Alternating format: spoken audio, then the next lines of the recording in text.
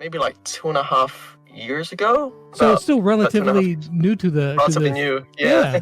Have you done any like games or animations or anything else that we might know? Are you aware of Path of Exile? I'm not. No.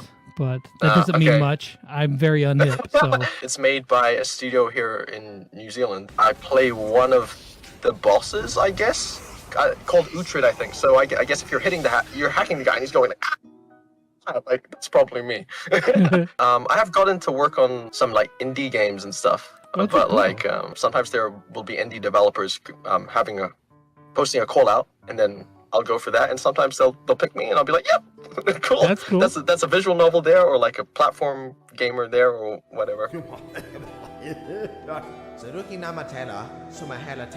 So then, Brawl Stars was like a rather big thing. Did you realize it was Supercell and Brawl Stars when you got the gig? Actually, funny you say that. I only found out when I got the gig. Oh yeah. For the brief, when I auditioned, it was just like, this is the character Fang, this is his personality, these are some of his lines, this is kind of how he is. And then I was like, cool. And I sent the audition, I was like, just send it out, don't worry about it. It came back, I booked the job. The person who was directing me essentially said, okay, cool, you're here for Fang, you know what this game is? And I'm like, oh, I don't know. And it's like, Brawl Stars. I'm like, oh, really? And I'm like, what's that? I had to Google it. But yeah, I checked it and I was like, dang, they got a big following. So I feel very, very grateful and honored to be a part of it. I was gonna ask if you had played Brawl Stars, but I'm assuming from the last answer that answer is no. I've actually played it a little. I got interested because of it. I started playing a little bit. I'm still relatively new, but I have a fair idea of most of the brawlers because I try and rotate them to like balance out my rank. Sure. Have you unlocked yourself? No, because I joined a bit later, right? I've been gem grinding. You're almost there. So you just keep grinding, you'll get there. How did they describe Fang in like the brief? Usually they'll give like a little blurb of something about him. How do they describe the character? I think they describe him as sort of like a Peter Parker-esque, but like goofy, but cool, but like an 80s kind of kid, but an actor.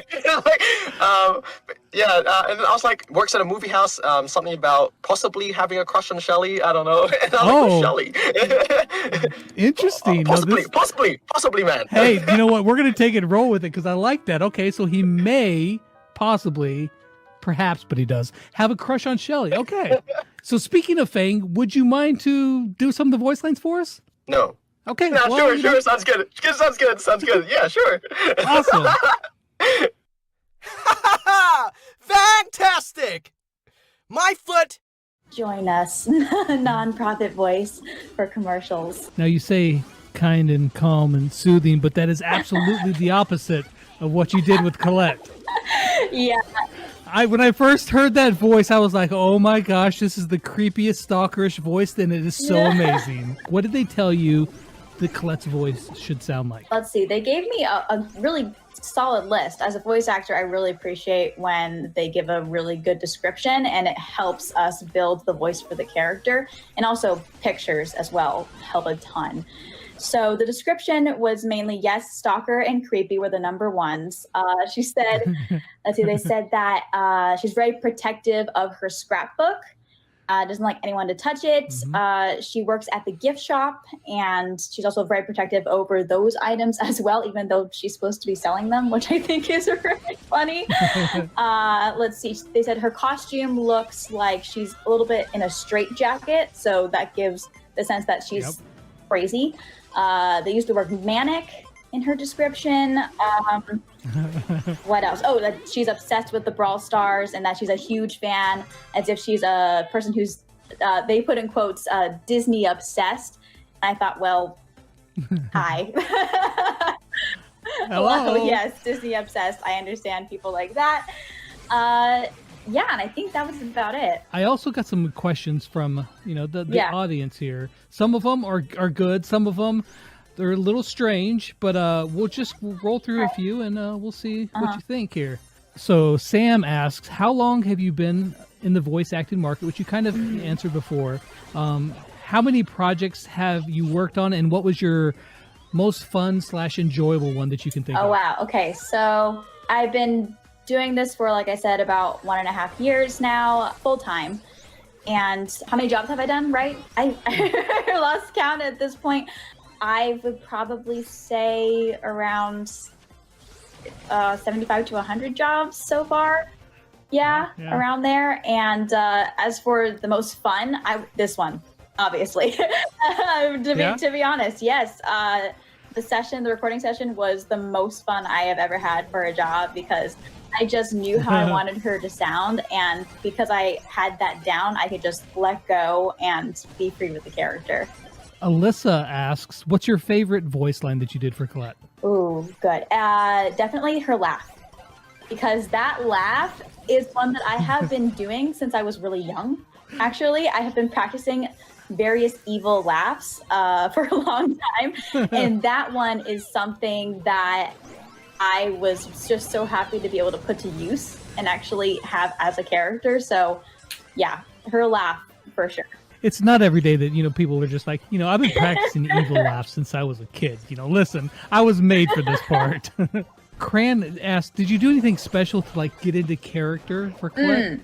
I would say being very physical in the booth when I was recording for her was really important. I was picturing her doing whatever she was going to be doing in the game for each line. So when she was like, don't touch my scrapbook, I pretend that I have it with me and I'm really protective and I go like this, kind of like with claw hands a little bit to get the creepy vibe. Yeah. When I was chasing after my favorite brawler, I would not actually run, but just at least have my arms moving and reach out and say wait, I just want an autograph, and actually reach out towards them. So I would say the getting physical with her and picturing what she's doing in the game is what I did. So I would ask you what your dream gig would be, but I'm getting the sense that it may be something to do with Disney. Possibly. Yeah. My dream job is definitely to be a character in a Disney Pixar film. But to be honest, I will take any character in any other animated Disney or animated movie with Sony or DreamWorks or 20th Century Fox. I will take any of those because as long as my name and my character is up on that big screen, I'm happy. I'm happy. Heck yeah. Luigi asked, do you have any Brawl Stars related merch? It's a good question. I've been getting that a lot recently from some fans. I don't at the moment, so I am in the process of procuring that and then offering autographed merchandise. So stay tuned for how that's going to happen because I'll definitely post that on my social media. All right. So one of the fan favorite parts here, if you wouldn't mind to, do some of the lines from Colette, that would be awesome. Absolutely. Okay. Give me a sec. I'm going to channel her. Get into the zone of her. I see you. Look, my Marwin says, if you had to choose a different brawler to voice over, who would it be? There's so many cool ones. I think Bull's fun, Crow's. But if I had to... Is it Colt? Colt? Mm-hmm. If I could voice him, I would definitely try to voice him because he's like a cowboy. I would try to give him a real Western twang, kind of like the Dodge Ram commercials. Guts, glory, Ram. Pam wants to know, how did you make the crazy voice? If it's in regards to the Carl voice as a whole, I think I kind of explained it. I kind of mishmashed the Eddie D's in, the Fire Marshal Bill with a lisp. But if it's in regards to that specific line, I have no idea. Like I said, Martin just is getting a kick out of me making these ridiculous sounds. I just kind of made it like I was electrocuting myself. I mean, if Carl was electrocuted, what sound would he make? And that was where that really long one came out. Alex wants to know, how many auditions do you send in on average every day? Oh, man. That ranges. This is such a tough business because some days you're super busy and then some days you have nothing going on. If I were to guess in terms of auditions a week of what I would send, I really probably send maybe between 5 and 7 auditions a week, solid ones. Yeah. You know? The Brawl Nerd wants to know, in the least offensive way possible, are you as much of a nerd geek as Carl is? And if so, do you think that's why you were cast/applied to him? I don't know. What is a nerd these days? I feel, again... I think a nerd's kind of a cool thing these days. Yeah, these days. Back in my day, I think I would classify myself as a nerd. I love fantasy, love sci-fi, I love lots of stuff that used to be considered nerds. Being a video game person used to be considered a nerd, and now like gaming is huge, and that's not nerdish at all. So I guess at the end of the day, probably I'm a nerd. Nice. I would say I'm a nerd. We got a bunch of questions here from Chapita. I'm just going to read them off. You pick which ones you'd like to answer. What's the best part of your job? Do you plan on working on other games? How can people support you economically? What are your hobbies? Well, there's a lot of questions here. For me, the best part of my job is when you have the opportunity to play characters that are outside of yourself. It's a very freeing medium. Voiceover is a very freeing medium where you get to play a hero,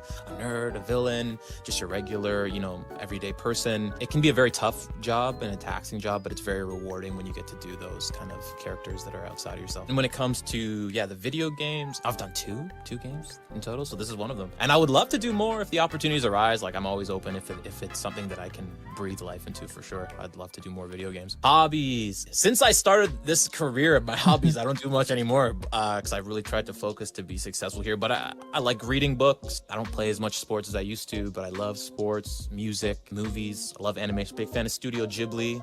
Or Ghibli, however some people pronounce it. Those would be my hobbies. Like, I think everybody's hobbies. I don't have anything super interesting when it comes to that. So what are some of your favorite video games to play? Oh, man. So when it comes to video games, I grew up kind of a generation behind when it comes to systems because my family didn't have a ton of money. So I was always a system behind. And again, I'm so old. I've been around with all the systems almost. But my very first system, loved Sonic. But more recently, I love like role-playing games like RPGs, MMOs. Knights of the Old Republic, Jade Empire are two of my favorites. I love the Mass Effect. I used to play World of Warcraft, Guild Wars. I love Uncharted. Yeah, I'm just like a big fan of the art of video games. Blaze has a question. What's your favorite gemstone? I like emeralds. I like opals. Peridot. Is it peridot? You don't pronounce the T. It's not peridot. Peridot. And sapphires are nice as well. I'm fancy. What can I say? He's fancy, guys. He's fancy. What else can I ask you besides the one thing that everybody loves? Would you mind doing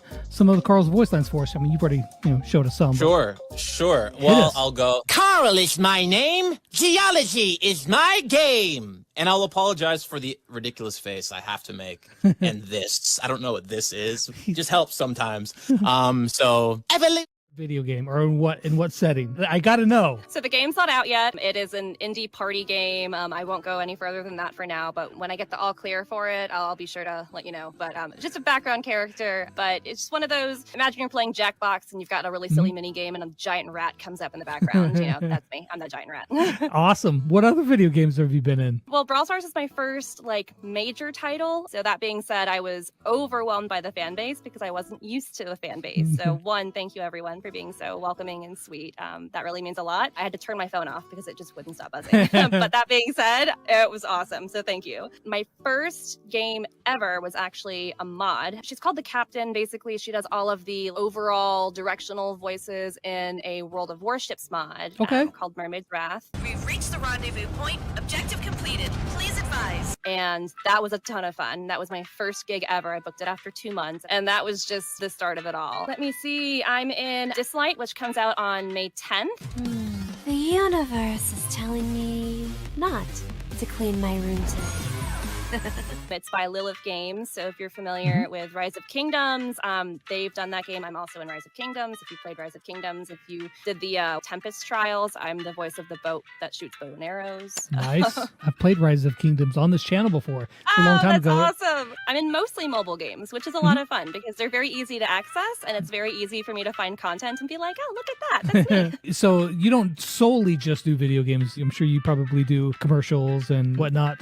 Yeah. So I've done some commercials, PetSmart being one of them. I have a TikTok ad for PetSmart floating around. I have not yet seen it. It has to do with a gecko. So I was literally a gecko. It was actually really cute. If anyone sees the gecko ad by PetSmart, let me know. I haven't seen it yet. I did an electrical ad for a local electricity company, which was kind of funny because I got it from a studio based in Chicago, and I got an email asked me to audition for this electrical company. And I looked at it and I was like, wait, that was my company 2 years ago when I lived in a different city in this area. So I auditioned for it and was like, hey, I used to give these guys money. And I booked it and they gave me money. That's right. Truth time. Tell us something quirky about yourself. Well, interesting. I've had open heart surgery, but it's like... That doesn't sound fun. I mean, I'm alive. That's the fun part. I mean, okay. it was. You got me there. I was a really, really little kid, so I don't remember a whole lot of it. But now I just get to rock this cool scar for the rest of my life. But see, I have 2 dogs. They are my angels. I love them. Their names are Rico and Yoshi. Rico, that's a brawler in Brawl Stars, and Yoshi, of course, we all know Yoshi. See, you named him Rico before you ever knew you were going to be in Brawl Stars. It was meant to be. It was meant to be. Rico's a blue tick coonhound mix, so he's a hunting dog by trade. Both my dogs are rescues. And Yoshi is a mutt, but he could very easily pass for a mini Australian Shepherd. Everyone asks me all the time if I have a mini Aussie. The answer is no, I have a mess. I actually had a blue tick hound when I was like in 1st grade. Just non-stop howling. My sister lived with me for a little bit, and he was having one of his episodes, and she Googled, do dogs ever get tired of barking? And the answer was just no. No, Sounds it's about kind of like right. an inside joke in my house. Like, does Rico ever get tired? No. He doesn't. He never gets tired. If you could have any job, your dream gig in voice acting, it would be... I can't think of a particular title because you never know what's going to come out, right? So whether it's something that's already existing, I mean, if a new character happens to come out, and let's say like Pokemon maybe. Oh my gosh, I grew up on Pokemon. I was born the day Pokemon came to the United States. Was meant to be. That would be a dream gig, but otherwise I would love to come full circle and end up in like a Square Enix game or one of those games that I would have played growing up or that I would play today. So that would probably be the moment that I go, you know what, this is it. I'm really happy here. Not that I'm not already really happy, but Sure. Then now that you've mentioned Pokemon, we all have to know who's your favorite starting Pokemon. I would say probably Bulbasaur. Bulbasaur is really cute. I think I would have to go with Squirtle just because he's so dang cute, I know. All right, so favorite part of the video for many people? Would you mind doing some voice lines of Janet for us? Absolutely. Rocket fueled awesomeness. Catch you on the flip side. Supposed to be a shy kind of guy, but he had big Randy Savage energy. And there is no one that does it better than the Macho Man Randy Savage. Macho Man. Yeah, Macho Man. That's what I was thinking. It's like, oh yeah, but I kind of brought him up for the bit more fun, Sometimes the actual sessions with Martin over at Supercell go pretty quick. Was the session itself like pretty bang bang? It was, man. Like I was done in about 30 minutes. Oh wow! And we stopped to talk. We stopped to talk because he used to live in Ireland, so we had a little chat for a while. Halfway through and then got back into it and we were still done within the half an hour. So he didn't have to coach you in a certain direction or anything. Pretty much he's... No, he liked what I had and he just let me go loose. Yeah, he coached me on a couple of lines that were like, oh, maybe try say it this way, or I was kind of feeling it this way. I think he liked what I was bringing. Were there any lines that you did on your own? By the power of cinema. Yeah. He said, by the power of cinema. I kind of thought it was like by the power of Grayskull. By the power of Grayskull. That's the kind of energy I had there, and he was like, yes, that's it. That's beautiful. He's such a nice guy. Yeah, I've never met him. Yeah, let me look at the camera here. Martin, I know you're watching this. I would like to meet you someday. So if you don't mind me asking, what do you do for your day job? I'm a painter decorator. A painter decorator? Okay. Yeah. You look like every painter decorator I've ever seen. Oh, yeah. I did see on your Twitter you used to have a full beard. Yeah. Growing back out. Yeah, definitely. I was a singer No, I'm truly not surprised because this is a theme that I have found almost every single voice actor. You're all people that are good at voice acting know how to use the pitch and hear voices. And usually those people can sing. So it doesn't surprise me.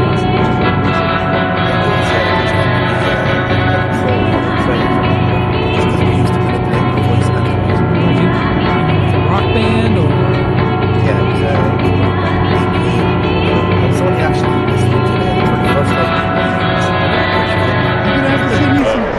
I'm on your ass!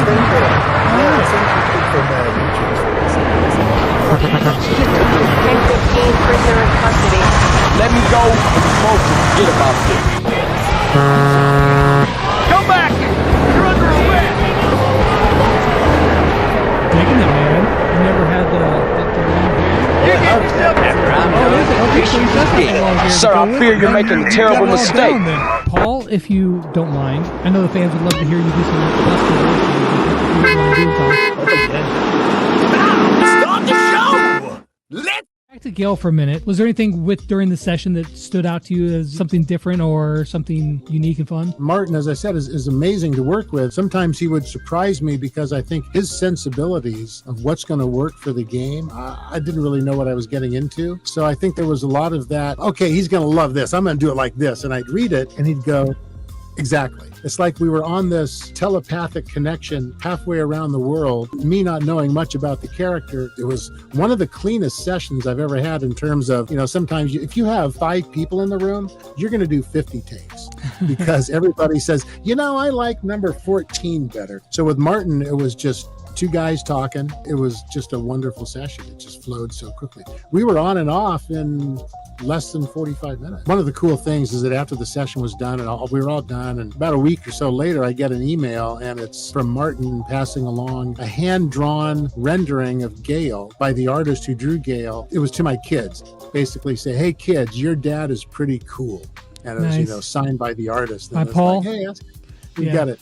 Yeah, we got it printed out. And that's really cool. Do you have any other cool stuff that's coming up that you can talk about? Sometimes you guys can't talk about stuff, obviously, but there is a Christmas time project that I've been cast for. I'm super excited about because it's going to be in basically everybody's home, including the United States, but it's a global product. And I will be one of 4 or 5 voices inside this consumer electronics product. So it's very going to come cool. out for Christmas. Big campaign. It's one of these long form. They have you do a lot of different, 1, 2, 3, 4 word sayings over. So that's very cool. All right. Well, we're gonna be looking forward to this mystery Christmas thing. Of course, he's going to post it on his Instagram, which he doesn't use very much yet. There's a link. You guys can see it right there on the screen. You guys be sure to go follow Dean. He's going to show you this cool Christmas thing if he remembers. If not, hassle him about it. You'll see me skateboarding on the Instagram, and I don't die. I do narrowly avoid disaster. It's really not worth your time to go look at it, so I'm going to discourage you from doing so. I mean, listen, he just said that you should not,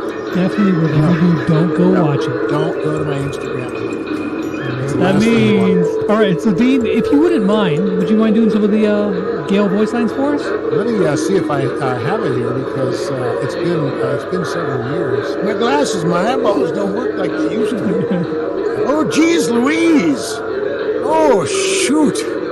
Oh, well, you could be a voice actor on that website, and you could be a voice actor on that website. And so I was like, okay, and I signed up and immediately started getting gigs. Then really it was just the journey of doing it over and over and over and over and over again, and started making more money, and then realizing, hey, I can actually make a living doing this. And then I started getting actual coaching, and then I upgraded to my studio equipment, then totally remodeled my studio, and here I am, almost 10 years later from when all that first started, and now making my living as a voice actor. That's crazy, man. One thing that I found interesting, and this is literally the most... And one of the things that she told me when we first started working together, there's always been characters in particular. And one of the things that she told me when we first started working together, that's always been one of my mantras when I do anything with voiceover, is ramp up the acting, ramp up the acting, ramp up the acting. So whenever I feel like I've done a good job in the recording, I always do it again, trying to be even bigger than the time before. Doing that has definitely got me gigs, Coco being one of them. My biggest question is, when you were 13, you were a undead mariachi?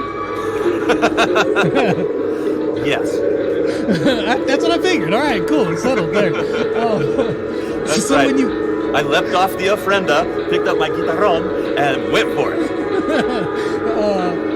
This was actually one of the things that it caught me by surprise. You look at the character, and we had all played him for a long time he didn't have any voice acting, and it's a skeleton mariachi, and to have the voice that you did for it, which I'm sure they gave you like some direction, like this is what we're looking for, then this voice, you're like, wait a second, I wasn't expecting that, but it's cool.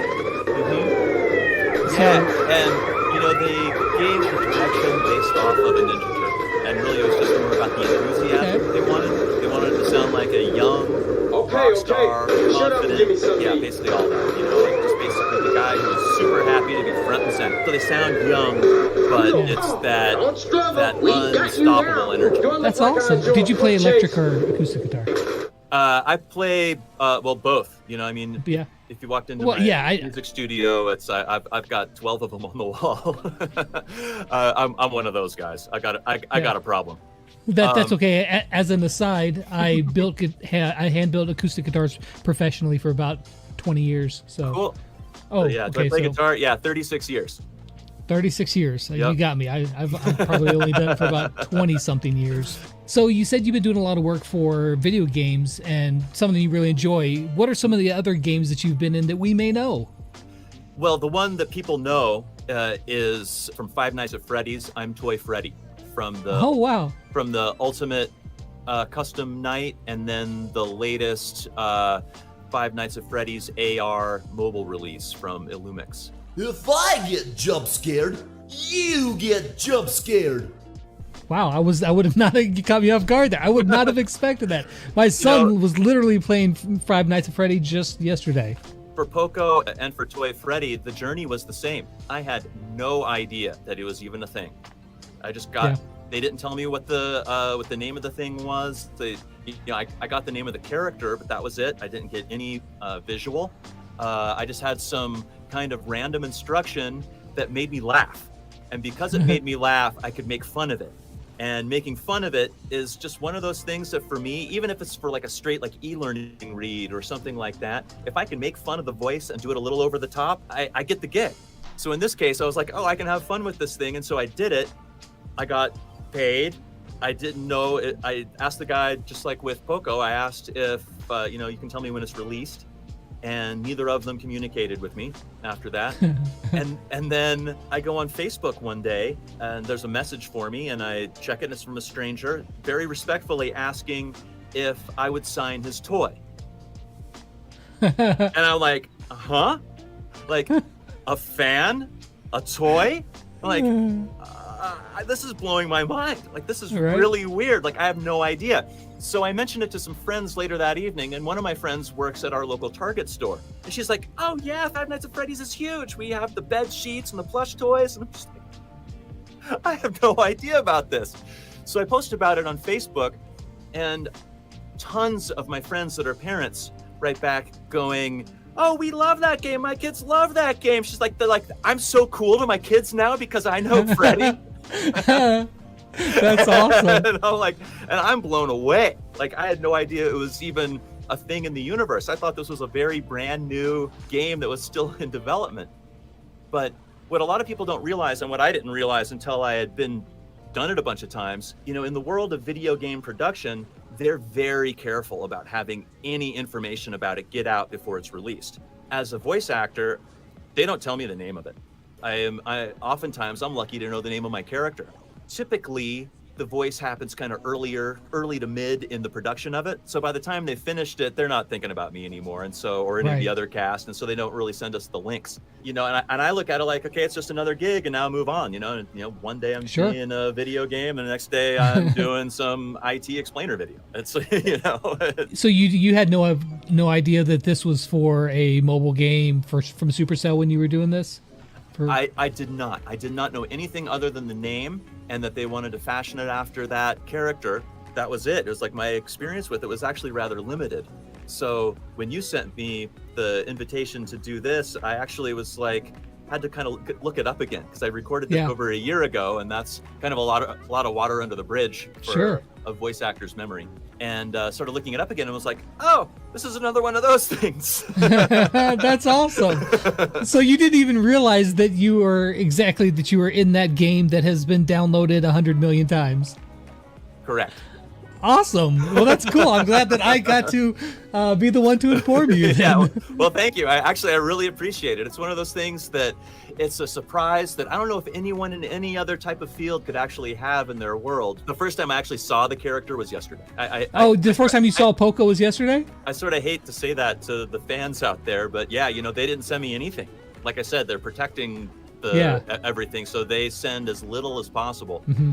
So you said you were like an IT explainer vid, or I think that a lot of people, some people understand, but a lot of people don't understand that voice actors, they see the video games part, at least the people that are going to be watching this video, and they don't realize that you've got a lot of other stuff that you're doing, like commercials and other stuff. Do you do any like anime stuff as well? I have auditioned for some anime stuff, but that's a really particular voice. Yeah. And I think that's one of the ones where you really have to live in that world to get it. It's almost like going from a left-hand drive car to a right-hand drive car. It's the same, but it's not. Right. It's I can drive, but not from that side. Not like that. This has a learning curve. What's your favorite voice to do? If you had to be like one that you're just like, yeah, like when people ask me for a cool voice, that's the one that I go to. So I grew up in Southern California, and I was like a surfer kid and all that, and so kind of like my normal like dude, like my dude bro kind of voice. Like that's always one that I really like to do because I can make fun of it, but I also fully embody it because I grew up with it. And I also like doing Texas kind of guys, you know, like Southerners. So for me, those are just fun ones to do. What was your first ever gig in voice acting? Oh man, this is cool. All right, I'm already excited. This, you know, I'm not a super spiritual person, but sometimes there's these signposts that show up that just say you're on the right path, and they're undeniable. This one so appealed to my sense of humor that I knew this was the job for me. I was like, if this was the first gig I ever got, I was like, I'm on the right path. I got paid $5 to say, prepare the syringe for a Canadian death metal band.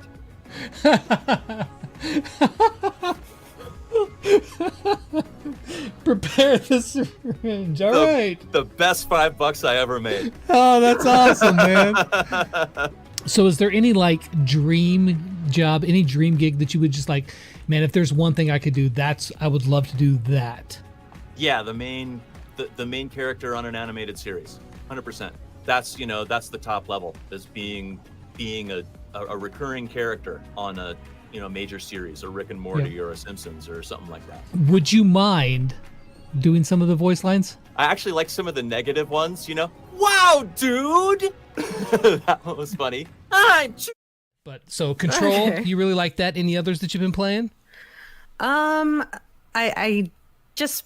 Back to my basics, like with Binding of Isaac, Afterbirth. That's one of the games I play constantly. It's just a good time waster, and I like doing all the challenges. And then I also got back to my Left 4 Dead roots recently. I am crazy about Left 4 Dead, and I streamed a little bit. I'm not a streamer in any sense of the word. I hadn't touched my Twitch in I think literally over a year or something.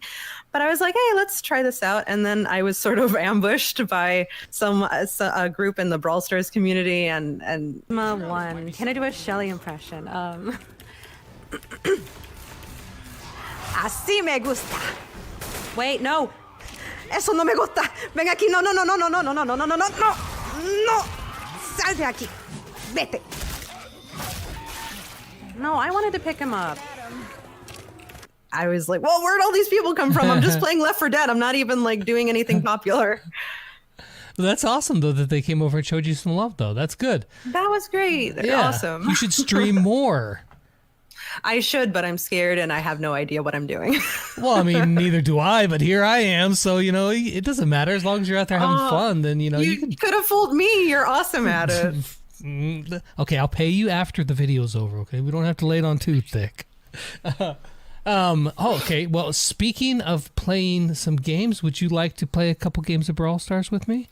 Oh my gosh, I suppose I would. Yes. Okay, guaranteed. Now, if we win, you're gonna have to do some M's voice lines for us. Oh my. Right. Let's go. You could actually, you can make your own voice lines while you're playing. Good shot. Oh, come on. Yes, baby. Yeah. Okay. Así me gusta. Let me get that. I'll get that for us. I just send Rico packing over here. Get out of here, buddy. All right. She's so intimidating when she comes at you with her hairspray. Right? There's another one. There's other M's. There can be only... You can't be playing M's when I'm M's. Come on. Playing with it. This is like the ultimate way to play M's right here. Like, be original. Right. Get your own style. Nice. No. Okay. Okay. No, it's a one. Oh, I want to chase him, but I shouldn't. I do that all the time. I don't want to leave you alone. That guy's got 10. No, no, no, no. Let's get. Oh, oh no. Oh, okay. She spawned back in. Okay. Yay. Oh my gosh. Oh my god. Oh no. No, no, no, no, no, no, no, no, no, no, no, no. We're okay. Okay. This is intense right here. It is. They've got so many. No, I'm sorry. All right, that's okay. We can You still got do this. I believe in you. You got this. We got this right here. Look at all those green things. Get them. Yeah, I got the green things. Okay, you go get the other ones. Go get the other ones. Come. Okay. Oh, baby. No. No, no, no. Get away from me. Oh. All right. All right. I will save you. Okay. Thank you. Okay, BB. Oh, she's going to die. She's going to die. Finish her off. I want to breathe on her. Come on. Finish her off. Yes. There it is. No way. Boom. That's how we win. Hashtag winning. That's right. Here, let's play a game of gem grab now. Oh, sure. Yeah. This one's so you know this map. You can like jump into the middle of these spring traps. Have you played this yet? No, I have not. Okay. Getting my point. So it's usually not the greatest idea to jump in on the spring trap. Oops, sorry. Because usually people will be waiting for you. But you know, do whatever you want. Oh no, they have an imps too. I mean, I hear she's everywhere. Yeah, she's really strong. Really strong. See. I'll go with Mama Pam. Oh, got him. Got him. Cool. Okay, you guys sneak around there. Very well done. Bye. Oh, no. No, no, no. Okay.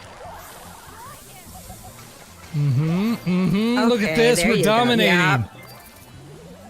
Okay. Let's go. Oh. No, not the end of the spray. No. That's the worst place. Yep. No, please. You're doing good. Oh, thank you.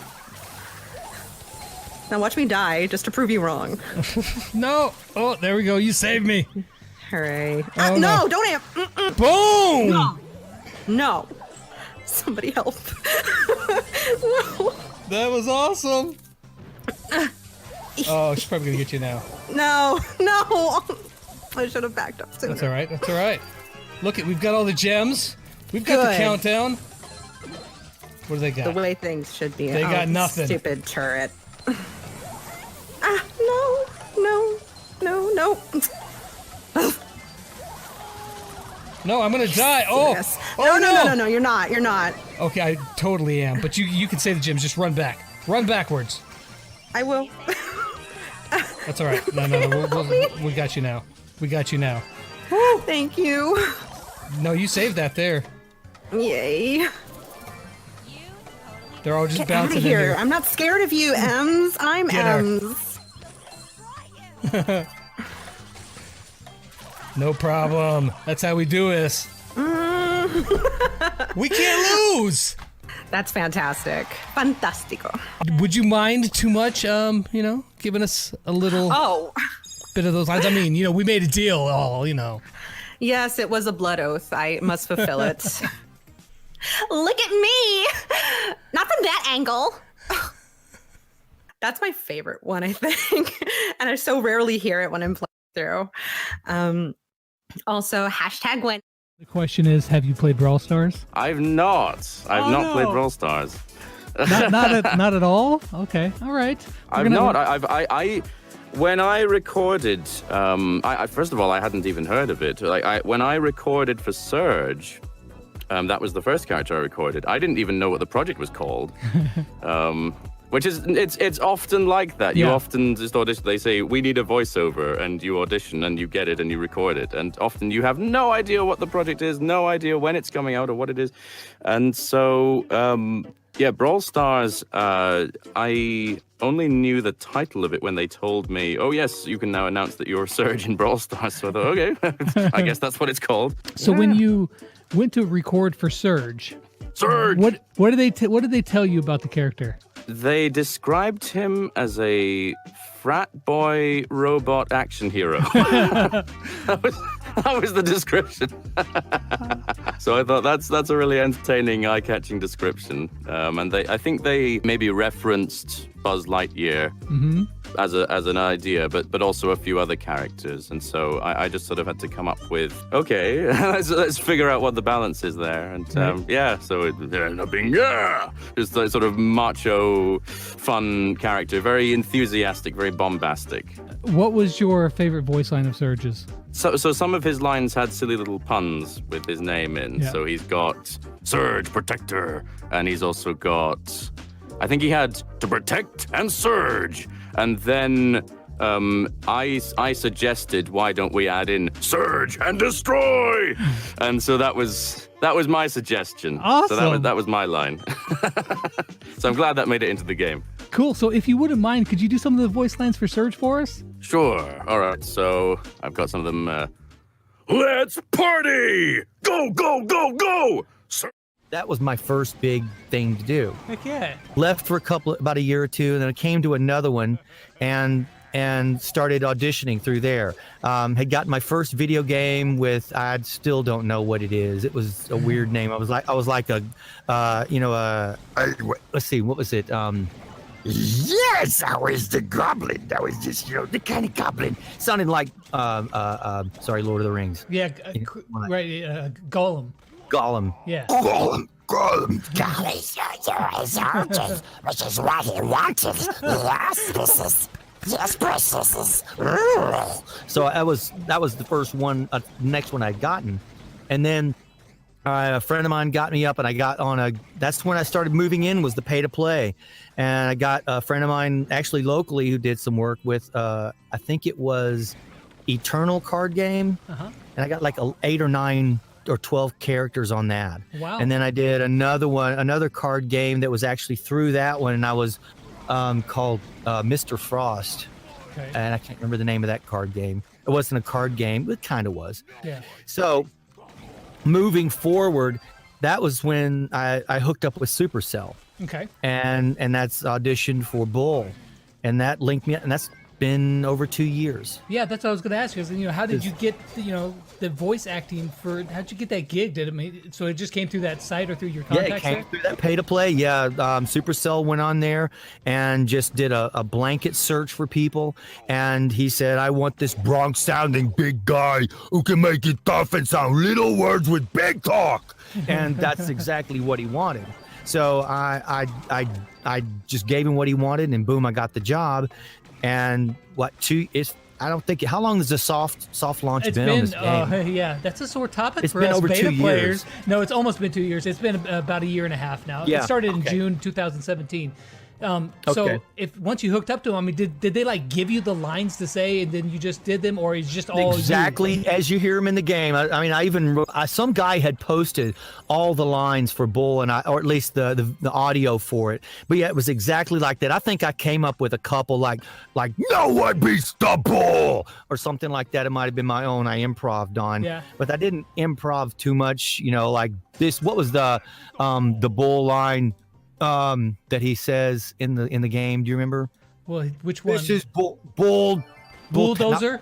He says bulldozer. Bulldozer, yeah, bulldozer. Or there was another one that he did a line off of. It's unbelievable. Yeah. Like that. I can't think of it. Okay, so But, so they gave you the lines to say. I didn't know if they if gave you me were the lines just- to say. I didn't A know if little you bit of were- improv, just Yeah. a little bit of improv, but mostly, it's the guttural stuff. I'm rolling, stuff like that. I did on my own. But aside from that, they just had a few lines that they really wanted me to say that they had already, like the unbelievable, right, was already one. So yeah, they pretty much gave me what I That's needed. cool. But all right. So you said that they asked for kind of like a Bronx character. Did you draw any? I would try to sound like a cartoon character, and every now and then I would get lucky. You feel lucky? Well, do you, punk? Go ahead, make my day. But there was a local studio that I went to, and he said, "Well, you need to have a demo." So we threw together a demo, and then they called me back when they needed a voice for a local car deal. and the voice that they wanted was a samurai type voice. I've always been a fan of Kurosawa and Toshiro Mifune, like in the Seven Samurai. So I gave him a voice like this. Domo arigatou gozaimashita. Muichiro kudasai. Hai. You know, that kind of stuff. So good. All right, so speaking of some of the players in Brawl Stars that love you, I did ask out on Twitter if people had questions. Probably the ultimate question that I can ask. It comes from EasyA402. Straight from Mortis himself. Hat or no hat? I mean... I would much prefer to wear a hat.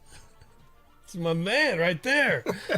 Gotta go with the hat. You guys heard it, man. Mortis himself says gotta go with the hat. So you've done a lot of work for video games. Did you ever play video games, or do you play video games still? I think the last game that I played, and I haven't finished it, was Red Dead Redemption. Yeah.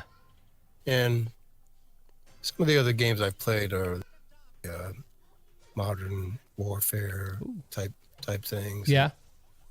I worked with a company in Turkey, and they have a puzzle game that has you twisting your phone all over the place, you know, to try to let pieces come together. It's called Sync Party Hard, and it has to do with Hercules is partying while his father Zeus and mother are out shopping, but in the process of partying, he destroys the universe, and he has to put it back together.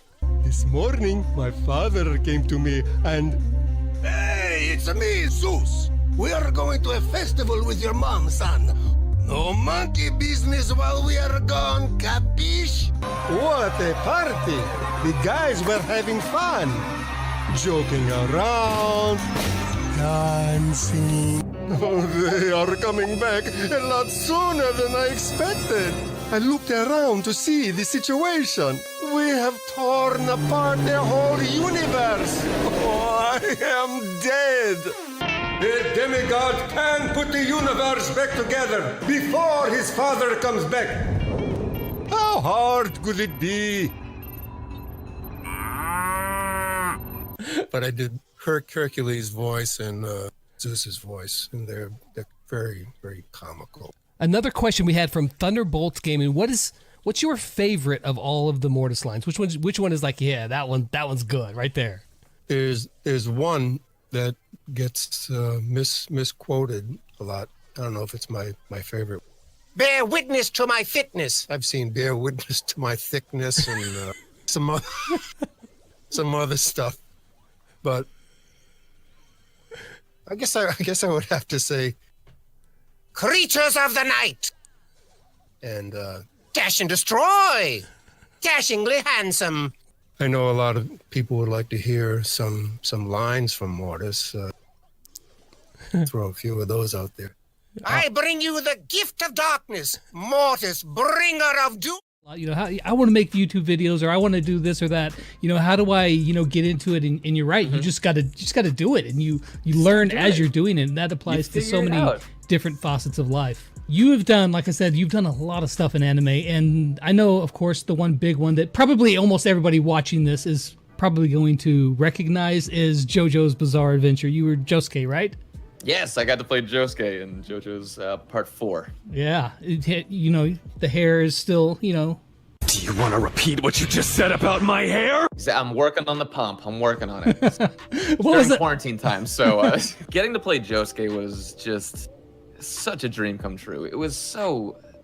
I didn't know... I knew of the show, but I had never watched it at that point. A lot of just people told me, oh, it's very weird. It's a very weird out there show. And I was like, oh, that's cool. And I remember just wanting to get it so bad because it was very early on in my...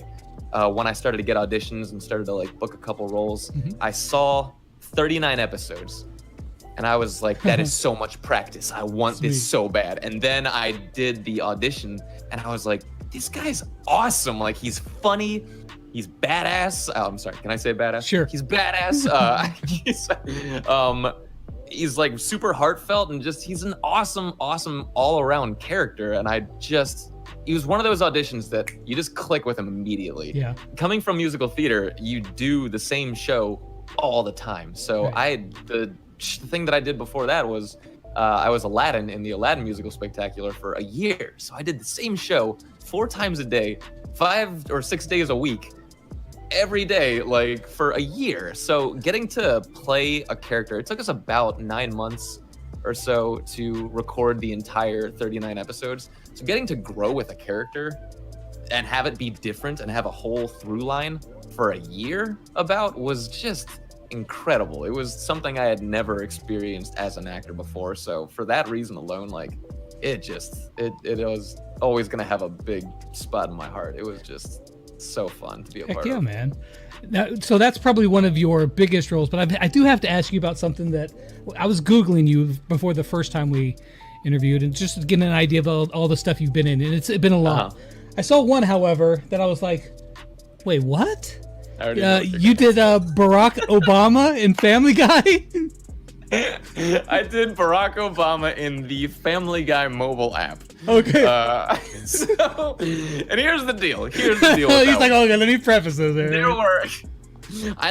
There were, I think, 25 auditions for the role, and they picked me, and they gave me 12 lines, and I think they ended up using 3 of the lines. So they were scraping the bottom of the barrel for that Barack Obama, and they just had to go with me. It's not a great Barack Obama. Well, it's not the best. I can do whatever I want. Am I going to be able to Instagram that? It's great to be here this evening. Do you find any similarities between Colt and Josuke or other characters that you did voices for?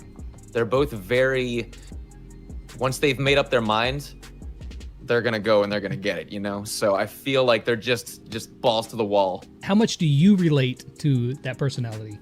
Feel like Colt is just basically me on a really good day when I'm just like at a 10, you know? Yeah. I remember the audition for it, I was so excited about because it said, we want kind of like a Chris Pratt in Guardians of the Galaxy. And I was obsessed with that movie at the time. It's a great movie. So I was like, I want to do that now. Like, let's go. When I get to play stuff like that, like and I know that Colt's not a schlubby sidekick guy, but I mean, I kind of played him that way, how I would play that character. Yeah. But in like a leading kind of Star-Lord, Guardians of the Galaxy-esque kind of thing. So that's kind of how I played him. And I thought that was really, really fun. When you did the audition, did you even know it was for Supercell or that it was for this mobile game that was going to be downloaded millions and millions of times? No, I had no idea. A lot of times you don't know. And I feel like that plays to my strengths because the nerves will get to me if I know what I'm recording for or what I'm auditioning for. If I just think this is, who knows who's going to see this? You kind of do your better performance. Sure, yeah. There's no nerves whatsoever, just all natural, just going for it. Do you play or have you played Brawl Stars? Okay, so I have played Brawl Stars, and I selfishly got to where I unlocked Colt, played a bunch of rounds with him, and then put the game away. I mean, I get it.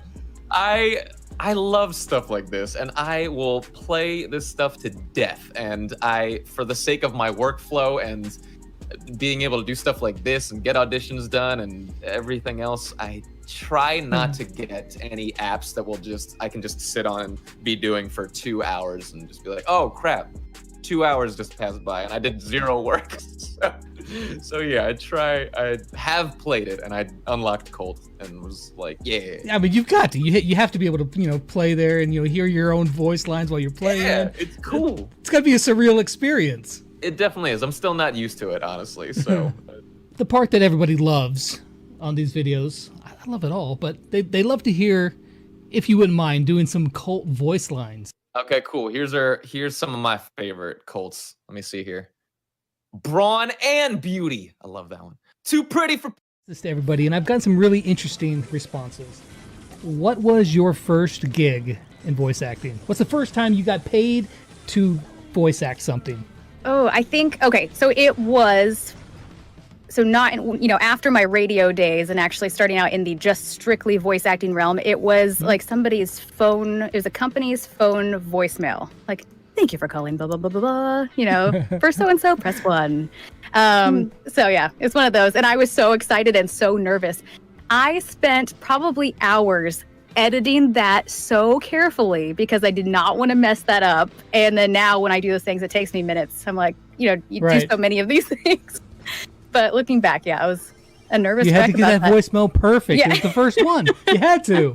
I was looking over your IMDb, and I see something that is really interesting to me, or at least this is odd to me, is that I don't know how many of the voice actors that I've interviewed, but at least like 4 of you have all been in the game or in the app, the Marvel Avengers Academy app. Is this like just a breeding ground for Brawl Stars voice actors? I'm pretty sure it is. Maybe it is like the training ground for everybody. I'm not sure, but I noticed that too. And so I was like, oh, you're in that game? Me too. Oh, you're in Brawl Stars? Me too. Like our resumes are the same? Okay. Yeah, but it was a lot of fun. What did you play in there? I played Nadia Pym. This is completely off topic, but it made me think of it too, especially because I've been in a somewhat similar situation where you make a career change in the middle of your life. What did your family think about, oh, so you're just going to do this now? Or were they like, man, yeah, you should totally do it? I have such a supportive family, and I've been super lucky. And I think actually that's the only reason I've made it so far in so many of my careers. When I was like, oh yeah, I want to be a news anchor, they weren't like, okay, it's going to be pretty hard. They were like, well, then you better be the best darn news anchor there is, get out there and do it. So when I said, I'm going to do this, my dad was like, well, make sure you have a good microphone. So I'm like, okay, well, thanks. There was no weirdness or anything about it. They were just like, well, get out there and do it. And that's what I encourage. I have so many people who reach out asking, I would like to become a voice actor. Where do I start? I'm like, to start, you just jump in. Just get a microphone and start recording yourself and listening to yourself and get some coaching, do some research, and just do it. And then you can decide if you like it or not. Otherwise, you'll just wonder what if forever. So. Actually, really, really good advice, and it's very similar to a lot of people that ask me the same thing. It's like, hey, you just have to, you learn by doing, and you're gonna fail, and you're gonna learn, and you're gonna get better, and that's how you get it done. You're right there in your house, right? Yes. Mm-hmm. Yeah, so you know how it goes getting interrupted, but that's cool. It's actually coming in really handy at this time of what everything that's going on. It's coming in real handy. Yeah, and I just got to voice actually a character for a very big game that a lot of people, I can't talk about it yet, but a lot of people will be excited to hear about it. And I was able to do that from home, which normally is not something that would fly for this particular game studio. And, they're just having to open up their options to keep production moving forward. And so it is opening up a lot of opportunities for people right now. I mean, I know it's closing doors for other people, but for voice actors, it's a very fortunate field right now that there people who have the equipment are able to keep moving forward and now actually have more opportunities. So that's been absolutely. That's been very nice, but also I'm very excited to talk about some things soon. Awesome. We'll be sure to stay tuned to your Twitter, which I'm going to link that in the description for everybody, so you guys can follow to see that big news that's going to be coming soon. But tell us about when you actually recorded the voice for Max. Did you do it from home as well, or did you? They just had you on a call, right? It was. I feel like it was through Skype, if I remember correctly. Yeah, and it was. That was a lot of fun. They knew exactly what they wanted coming in. So it wasn't like, oh, we're going to try this and we're going to try this, which you get a lot of times. It was, they knew exactly what they wanted for Max. I already had the vision in my mind of this crazy hyperactive thing. I literally was jogging in place between every line. And that way I kept up the same energy. I had somebody ask me that. They were like, how much exercise did you do before, recording? I literally was jogging the whole time, except for when I was saying the word. So I'd be like, go, go, go, go. And then jog until they said, okay, next line. That's cool. Yeah, so that was fun. And you're not supposed to drink soda before you do anything with your voice, because then you'll have weird noises, Sure. I totally did. So I'm sorry. Forget that rule, man. I'm sorry. It's to be in character. I had to do it. So one of the lines I had so many people ask me about, they weren't sure what I was saying, is kablam, pow, zap, sizzle. Everybody's like, what is that? I love that one. But yeah, it's like, kablam, pow, zap, sizzle! Go, go, go, go! Trying to think, why is everyone so slow?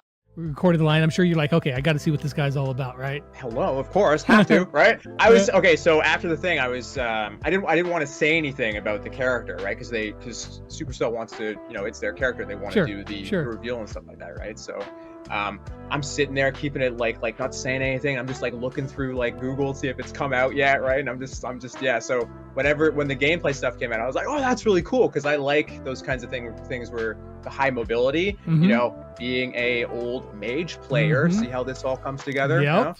You filthy rogue. So Stu's gameplay actually would be pretty much right up my alley for a character. So if I were to play him. So I thought it was really cool. So speaking of you being a voice actor, I also had a question for somebody they potentially interested in becoming a voice actor. And they want to know what kind of skills are most important to becoming a voice actor. It depends on what you want to do. I think a big one though is probably improv. Being able to kind of just roll with what's going on, because there's so many times where you'll audition for something, for example, right? And you'll do it one way, and they'll call you back and tweak it a bit, right? Or they'll change it like a lot more than you were expecting, and you have to be able to just kind of roll with that, right? If you're doing animation, for example, right? You have the lines there, like a majority of the lines, but it's always good to kind of throw in those extra lines, throw in that little something that, they didn't think about, or you found in the moment. It's that kind of lightning in the bottle kind of thing that you're trying to capture, right? And I find that while a good script is really important to pushing a character, improv can add that little bit of spice that just pushes it towards, something that's just really special, so being able to roll with it and kind of just jump in and just go is, I think, probably one of the biggest things, even in commercial stuff too, right? Yeah. Because it's just that little bit of what makes it special, like what you bring to the read, you know what I mean? What you can do for the read. So do you do a lot of commercials as well, not just video games, or? I think most voice actors actually have to do commercial work just to survive and pay the bills, basically, right? That's not to say commercial stuff is not fun. There are a lot of commercial stuff that I have done that I had a great time doing. The sessions were a blast. But yeah, commercial work, I would say, makes up a majority of my work, and most voice actors will have to do commercial stuff as well. What was your very first voiceover gig? Oh my god. First one that you got paid for. That's okay. That was a while ago. That was probably over 8 years ago at this point. The one that I can remember, like definitively, that I got paid for, was a motion story thing that you could read on the tablet. The company doesn't exist anymore, I don't think, and unfortunately, it was never actually released. But it was for a Christmas Carol thing, and I got to go into the studio and record with the director there. And I got to play Scrooge's nephew, Fred. His nephew, okay. Fred. I played Scrooge's nephew, Fred, and I got tacked on another role in the when we were recording. Right, they just said, "Hey, can you do this too?" And I was like, "Yeah, sure." Right, and I can't remember what it was. It was one of the characters that are talking when Scrooge is looking at. I think it's Christmas Future when he's, spoiler alert, in that future he's passed away. Right. And they're going through his stuff, right? Yeah, that was the first thing I ever did. Well, okay, that's a lie. I'm pretty sure there was something that was much smaller, but I can't quite remember off the top of my head, but that was the one that really stuck out. So what are some of the other things that you've been in, like other games, obviously Five Nights at Freddy, but what are some of the other stuff that you've been in that, maybe some people have heard you before? I was lucky enough to be in My Time at Porsche as the mysterious man. Oh, another loyal customer just appeared. I am called the Mystery Salesman. Always a pleasure. I voiced a couple characters in Heroes of New Earth. All right. I don't know if that's still going or not. I'm not sure. But yeah, I did a couple characters in Heroes of New Earth. I believe you can hear me in Warframe at some point as the Corpus, I think they roll in an update. I'm not sure if it's actually in there, as the Corpus crewmen, like the general guys that you shoot and kill and stuff like that. So you'll be able to hear them speaking their language and then their amazing dying sounds. Hopefully they're amazing. Now I saw on your website, is this something that you practice, like making weird animal noises? Oh no. Oh no. Yes. I mean, it's not like a you know, wake up and then at 10 o'clock you must practice your animal noises. You know what I mean? It's flexibility more than anything, right? So usually what will end up happening is if you're doing a job and they need something for like an animal, for example, right? You'd be like, yeah, I can do that. So it just offers some flexibility, but it's not something I would. You know what? Yeah, I practice it every day. Every day. Yeah, we gotta learn. That's the answer we're looking for now, Kai. Yeah, there you go. You just got to roll with it. I don't know if you have them in front of you, or if you would mind doing some of the voice lines for Stu for us. That's what you're really here for, isn't it? Putting you on the spot. He wants one thing, and it's disgusting. Spectacular Stu is. Now, speaking of Brawl Stars, you say you've never played Brawl Stars? No, I barely have time for like anything right now. Barely, you said? Barely. All the puns are real. Come on. In addition to voice acting, I also work at a studio where I'm a director, I'm a writer, I do like all kinds of production assistance kind of stuff. So from 10 a.m. to 10 p.m. every day, and sometimes on weekends, I'm usually writing or directing. So I have like no time for video games, which is really sad because I consider myself a gamer. Right now, the only thing that I'm playing is Pokemon Go. Oh, that's cool. And that's because I can literally play it just like sitting, you know, in my studio. I have the little Pokeball that attaches onto your belt. And so while I'm directing, it'll light up and vibrate and I can just tap the top button. And that's all I do. Just tap the top button to catch Pokemon. So it's barely even playing, you know? Right. That's so when you say you consider yourself a gamer then, did you like play games a lot growing up? Yes. I was super into any kind of game that involved like raising or capturing monsters. So obviously Pokemon, but also Digimon and Monster Rancher and all those kind of games. I was playing them constantly. I was big into like the Yu-Gi-Oh video games and the card game as well. And nowadays I do still try to play video games. From time to time, I've actually got a ton of games out on my shelf in my living room. I don't have the time. Oh, I can completely empathize with you there. So it's not just video games and Brawl Stars. You've also done a ton of other stuff. I was looking at your resume there. About at least 11 billion other animes. That's a real number. Yeah, that sounds about right. Give us some stuff that you think that, you know, the viewers would probably recognize or know you from. Fairy Tail, One Piece, Attack on Titan. Those are kind of the big three that I'm in. And then casually pulls up my own resume. There's too many to remember them all. It's too many. Gamers was a pretty big one when it came out, and so was Nanbaka.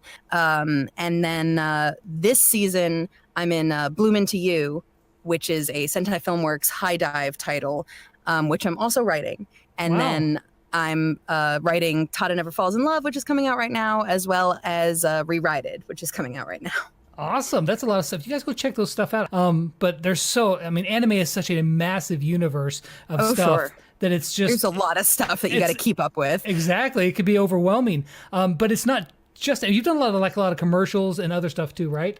Mm-hmm. Yeah, I do a lot of national campaigns, which means that people across the country can hear them, and that's actually most of what I do. The weird thing is people know me for my anime and my video games, and sometimes they'll send me a message if I haven't announced a character in a while, and they'll be like, where are you not working? Like, where's your new anime character? Where's your new video game character? And meanwhile, I'm recording commercials almost every day of the week. Whereas with something like this, like a video game, especially like with Brawl Stars, I missed out on it until Nita. Like, I didn't audition for any of the previous characters. I never saw the auditions. I guess I was just too late to the game. Like, they had already recorded them. But Nita was added later. And because of that, she's the only one I ever got to audition for, and thankfully the one I booked. But yeah, only about half the voice actors or voiceover has been done for the brawlers in game right now. About half of them. Also, some of them don't even have voices. They don't even have them. That's what I'm saying. We need to book you. We need to get you more on there.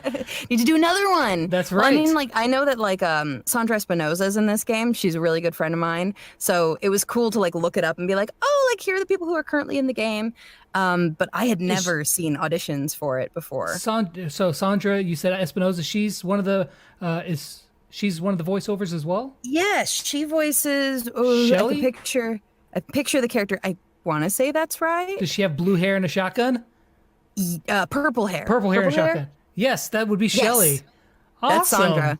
Yeah, the funny thing about Sandra is me and her were friends before either of us were voice actors. And we were talking, I was like, what are you up to nowadays? And she's like, oh, well, I'm a voice actor now. And I'm like, me too. And she's like, what? And it turns out we were in a bunch of stuff together. That's we didn't crazy. know. That's really wild. So there you go. The dynamic duo there, you know, Shelly and Nita, friends in real life. Real life. How cool is that? Didn't even know we were both voice actors. So back to Brawl Stars though. Now Nita in game, her spirit animal is a bear, of course. Yes, a bear. If you were to have a spirit animal, what would that be? I mean, I know, random question you weren't expecting. It's funny, like I'm really bad at picking favorite animals or like anything like that because I'm so into animals. Like I love animals. But if I was doing it like the way Nita, like she has this bear that she takes into battle, I've got 3 cats. Uh-oh. It would probably be my 3 cats that I would sick on people if that's how we were.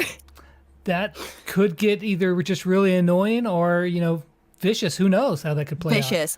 out. They could grow up and be like almost like tigers. I mean, who knows? Right? Like 3 giant, like tabby striped tigers. That'd be pretty neat, actually. Now, for the great part that everybody really wants, could you just, you know, give us some good lines from Nita? Just really, really give it to us here. I'm going to have to turn down my microphone because she's so loud. Gotcha. Nita! Buzz is like a little tiny T-Rex, sort of like. He is. He's tiny. I'm not sure if he's like a T-Rex, but he's something. I mean, you know, we're just going to consider him a T-Rex. I mean, it's cool if it's never like defined, you know, kind of like how Spike doesn't have like a voice, right? Oh, I did see somebody say, if you were the voice of Spike, what would he sound like? I do have one for that. Okay. Oh, that's a good one. Nothing! I like that. That's best Spike line I've heard so far. Do you know why they named him Buzz? I have no idea. Well, did you see the Brawl Talk where Buzz was announced? Did you watch that? Yes, I watched it live. Yeah. I was excited. I was like, bet. I can finally say something. Like at the very beginning of the Brawl Talk where they had that little animation, like little montage, it was totally a throwback to Baywatch, right? Oh yeah. And so I was thinking, was there a character in Baywatch that there's a reference to Buzz? I'm not really sure. You want that Hoff thing to be real, don't you? Oh, dude, that's what I had. I was started seeing all these different clues, and I was piecing them together. And I'm like, I totally watched that video. I'm like, he's so close. I was close. It was so crazy watching from the outside looking in for once. Like, oh my gosh, I watched your channel and I watched Orange Juice, you guys' group of friends. I got all the information that everything I know about Brawl Stars came from you guys mostly. And then I picked up the game myself. Oh, so you're playing Brawl Stars? Yeah. I got my whole family playing Brawl Stars. I got my wife playing, my 2 kids playing. I got their grandma playing. I got their uncle playing. Yeah, my brother-in-law and his girlfriend are playing now. That's what I'm talking about. Okay, all right. I'm going to offer up a deal here. And here in just a minute, we can play a game of Duo Showdown. And if we win, you're going to give us some of those Buzz lines? Ooh, it's on! Oh, we're gonna win. I've even got the new lock screen. Oh, yeah, nice. Yeah. So you're the long range. You can stay safe, hit those shots. I'm probably gonna go full on aggro, and I'm just gonna try to do as much work as I can. So, all right, you want to get these boxes? Yeah, if I can get these real quick, then I can bounce back out to the other one. Oh, we got someone coming in. I've already killed one guy. All right. Okay. This guy, Oh, see ya! Let's go! Yeah. Dude, I am totally maining Buzz as soon as I get him. Oh, dude, he's actually like super fun to play too. Oh, I know. I've been playing him in practice. Oh, man. yeah, in the training cave? Yeah. Yeah, he's got like spider sense. Notice? Yes, we won! Easy dubs. Oh my gosh, that is awesome! We did it! That means I gotta do buzz lines. You do, We but gotta do it anyway. Okay, so a deal's a deal. Let's hear those buzz lines. Only a fool messes with my pool. Time to make us. Is that what mainly draws you to, really liking the video games, or what is it about, the video games in particular? Well, I'd be drawn to video games whether I was a voice actor or not, because when a million years ago, I started playing video games on an Atari 2600. I had one too. All right, rock and roll. I actually started playing games as a kid. Games have always been a part of my life. Whether it's shooters or adventure games or whatever it is, every genre of game I've really gotten into one or another. And when I started getting into voice acting, and I saw that there was this wonderful, wide open venue to use your creativity as a character actor, and I was immediately drawn to it. When I play games, I want it to be an immersive experience. Whether it's tongue in cheek and campy and fun, or it's like all out, like full blown, this immersive, realistic VR experience. I want it to be better, not worse. And so if I can add a little bit of that to the texture of a game, that was really where my heart was in wanting to do more video games. It was like, I want video games it almost sounds like some kind of noble crusade. I want video games to be better. I mean, you talk about Marvel characters. So you did Venom in the game. Did you actually do some of the work in the actual movie as well? No, but in the theater, I sat there after the second time I saw it, and I just mimicked everything Tom Hardy did. No, I didn't. I was not in any way disappointed I didn't get my hat in the ring on that one, but don't think I wasn't hounding my agent and manager about it. Oh yeah, no doubt. As soon as I heard the announcement, I was like, excuse me, does this put me in the ring? But it was a different version of Venom too. Like Avengers Academy was super fun for kids, and it was a lot more tame. We are Venom. We know the evil that men do.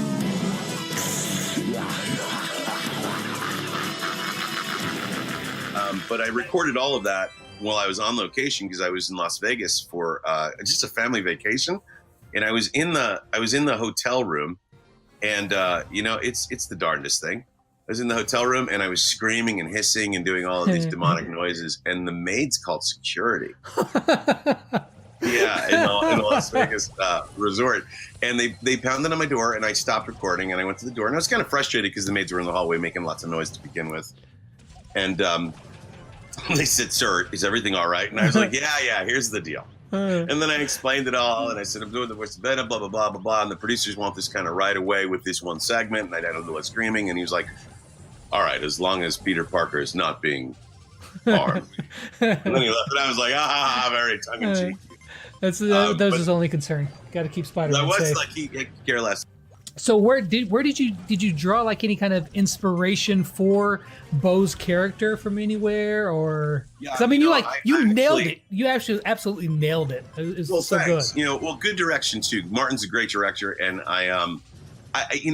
it's such a well-developed character on the immediacy of looking at him, but it's also this strength that comes with what he was saying too. That it was written in a way that this very mystical, tied to the earth as Native American indigenous people are. They have a greater relationship to nature. There's no passivity about their spiritual relationship to nature. But there was a Mel Gibson piece called Apocalypto, where nothing was in English at all. It was all in different ancient dead tongues, Aztec and Mayan, and it really paid attention to that spirit and the tribal instinct. But I kind of drew the inspiration of the sound of him from, there's this chieftain. He's really kind of evil, but he's so intent and focused on the mission at hand, which is killing people, unfortunately. So give us a taste of some of his lines. Ready? Oh, wow. I'll have to say stuff that Bo doesn't necessarily say because I don't have a script in front of me. Yes, I did not memorize the lines as Bo. I am strong like the wind. I am. The bulk of your work, I would assume, is kind of like, like commercials and radio ads and that sort of stuff. Yes. I'm actually the voice for for Amazon in Spanish. I was the voice for about last 2 years. Amazon tiene todo lo que necesitas, además de envíos gratis. Bienvenidos todos.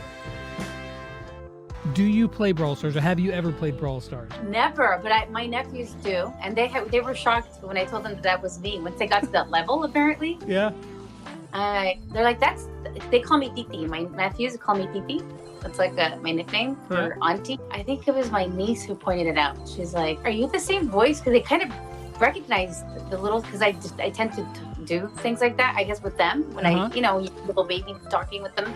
Right. So they're like, wait, is this you? And I'm like, oh yeah, that's me. Why? And they're like, what? And they could not believe it. They were like, you're like a celebrity. I'm like, what? No, I'm not. What are you talking? What is this? And it was just kind of a cute little moment that I had with them. And you didn't even know that you were Penny before?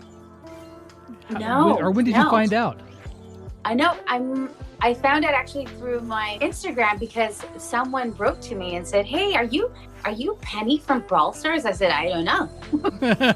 They really actually don't release the information until after, but they didn't really mention anything when I was done with the project. They just pay you and say, "Thanks a lot," Right. And then there was another guy that wrote to me. He's the one that plays Bull. Oh, Bill Russell, yeah. Yeah, he contacted me on Instagram and told me, "Hey, by the way, you should really blah, blah, blah. You're so-and-so, and it's pretty cool. There's like a whole world of this, and you should go on Reddit." I'm like, "What's Reddit?" And I was thinking, oh my God, I feel like such an old person. I don't even know what's what anymore. I'm like trying to keep up with the times. No, that's pretty cool though. So whenever you were auditioning for the part, what kind of character did they say you were going to play? And obviously a pirate, but a pirate. There was like a Christmas thing with her as like an elf. Okay, yeah. They're doing the promo for it, right?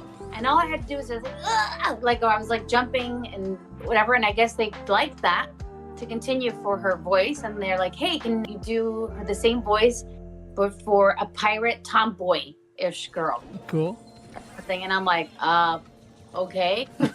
So was this the first video game that you've ever been in, or do you do a lot of video games? There's another one that I did. It was like a Dan Gothel. It was like a witch. I love doing that one. That one was fun. I was just like doing like the evil laugh and the, where I'm condescending in the way I speak and wicked. Someone had asked. Witch. I love doing that one. That one was fun. I was just like doing like the evil laugh and the, where I'm condescending in the way I speak and wicked. Someone had asked that as well, as that do you practice these evil laughs? Is that what's going on here? Because you were so good at it. That was part of my personality. This is who I naturally am always messing around. Just comes out of me. And they're just like, "Oh my God, that evil laugh you do." And I'm like, "I know, sorry, I was just being silly here." Have you done any on stage acting? Well, I did in college, and I did some musicals back in high school. I used to sing. I used to be in the choir. I was like, but I didn't really continue it afterwards. I just took the acting classes in college and do acting for commercials now.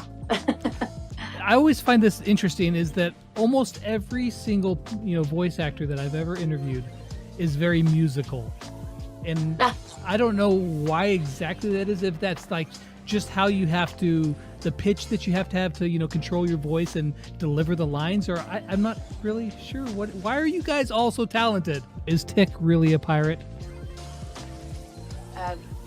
No. Oh, there we go. Matt, I'm sorry. No, Tick, not a pirate. Did you have any, kind of an idea of what the character may look like in your head? You picturing whenever you were doing the lines? No, they did. They sent it to me. Audition. Oh, and they awesome. said, "Oh, this is what she looks like." Somebody asked, so why in your voice lines does she just say "yeah" a lot? Because I feel like it. No, just kidding. She's always like, that's like her way, I think, of saying "Ha, I've got this." Yep. She knows. So here was a question from Alan. He says, what is the most fun character you think that you've ever voiced? It was definitely the witch one that I mentioned. Oh, cute. Her name's Izzy. Izzy. Like, she doesn't want to be held right now. It's like, no, I'm camera shy. She's like, no, I do what I want. She's like one of those that runs the house, does whatever she wants. What other kind of cool stuff have you been in besides, obviously, Amazon's pretty darn cool and, you know, the games? Any other interesting or notable things that you could tell us about? I don't know if it's cool, but it's something like this, the game world. But I think one of the, funner ones I did was for an animated stop motion when they actually use real like objects and then they kind of move them. And yeah. Right? It was like a thing to encourage people to recycle or something. And I played like, I'm like the mom and I'm telling all the other bottles like, you better be clean. And it was just cute. It was super cute to do that one. I've been in commercials for Skechers, Petco, Arm & Hammer, a lot of like Slender Tone, which is like an infomercial. Lograr que todo sea más limpio, más simple, más ingenioso, mejor. If you could have any one kind of dream job in voice acting, what would you pick? What would be the one? They're like, oh, that's it. I always say to be on a film, kind of like the Croods. An animation, yeah? Yeah, it's an animation movie. So to be the voice of something that big, it'd be a dream for me. I mean, obviously at this point, I've settled for just even being in any cartoon right now that's running. You know, it's on the air. Maria, if you wouldn't mind to being in any cartoon right now that's running, you know, it's on the air. Maria, if you wouldn't mind too much, if you're okay with it, would you mind performing some of the lines for Penny? Yeah, no, I won't mind at all. I have them written down here so I can remember what the lines were. And now you said that. Number 1. Bye-bye. Let's go. Yeah. What was the very first voice acting gig you ever did? The first one that I actually answered a casting call and booked and was a paid job was for a car commercial, Coggin Honda of Fort Pierce. And they even told me the reason that I booked it because they wanted someone to both do the normal, like, you know, loud car announcer voice, but also play a character called Razor Sharp Randy. They said the reason I got it was because I also threw in this little extra voice for this side character. So the line was, you call that cutting? Well, I get out of the way. And because of those little things, they liked that enough. And then, you know, the rest of the commercial, Razor Sharp Randy is cutting prices like crazy. You know, that loud, shout out to voice. Cargan Honda, man. What's the weirdest, just the most off-the-wall job you've ever done? There was one character called Captain Caribou who was like someone who thought he was a superhero, even though he was dressed up as a mascot and worked for the local city government or something. That's hard to say. Yeah. I can honestly say I've done a lot of weird stuff.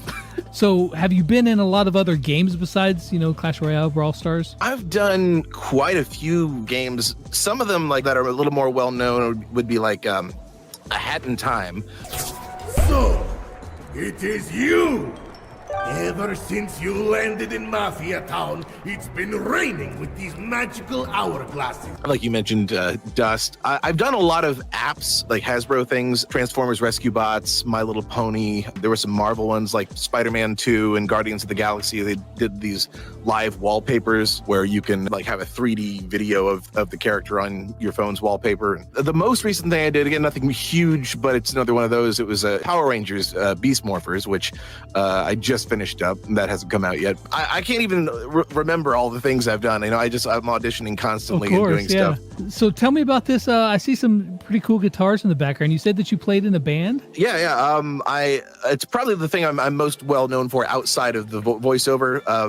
I don't think, because voice actors, I think, are pretty anonymous most of the time. People don't know who's doing the voices. But I have a steampunk band called The Cog Is Dead.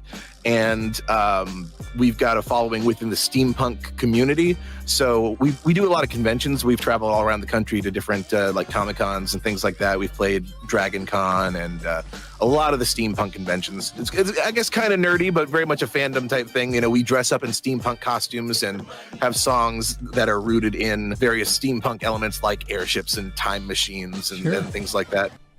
It was a perfect night, dinner by candlelight, two lovers walking hand in hand.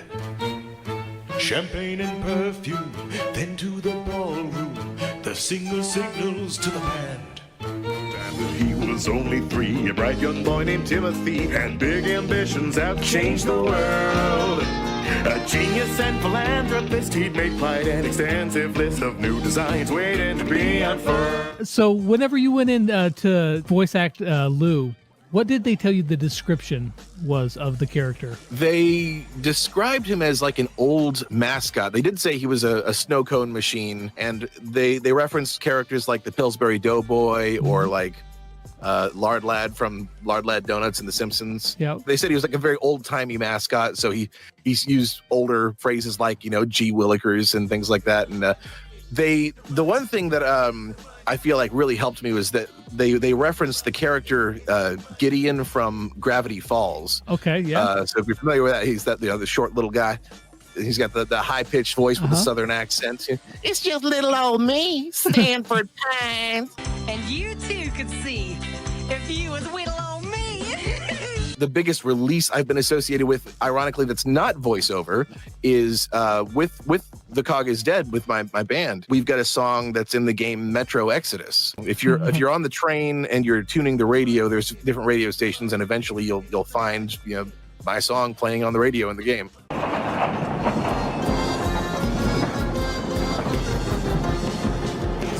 And white, our prison train goes traveling swiftly through the night. 40 men in bondage. All right, so John, if you wouldn't mind, would you do some of Lou's voice lines for us? Have a bliss ball, y'all. 100% certified.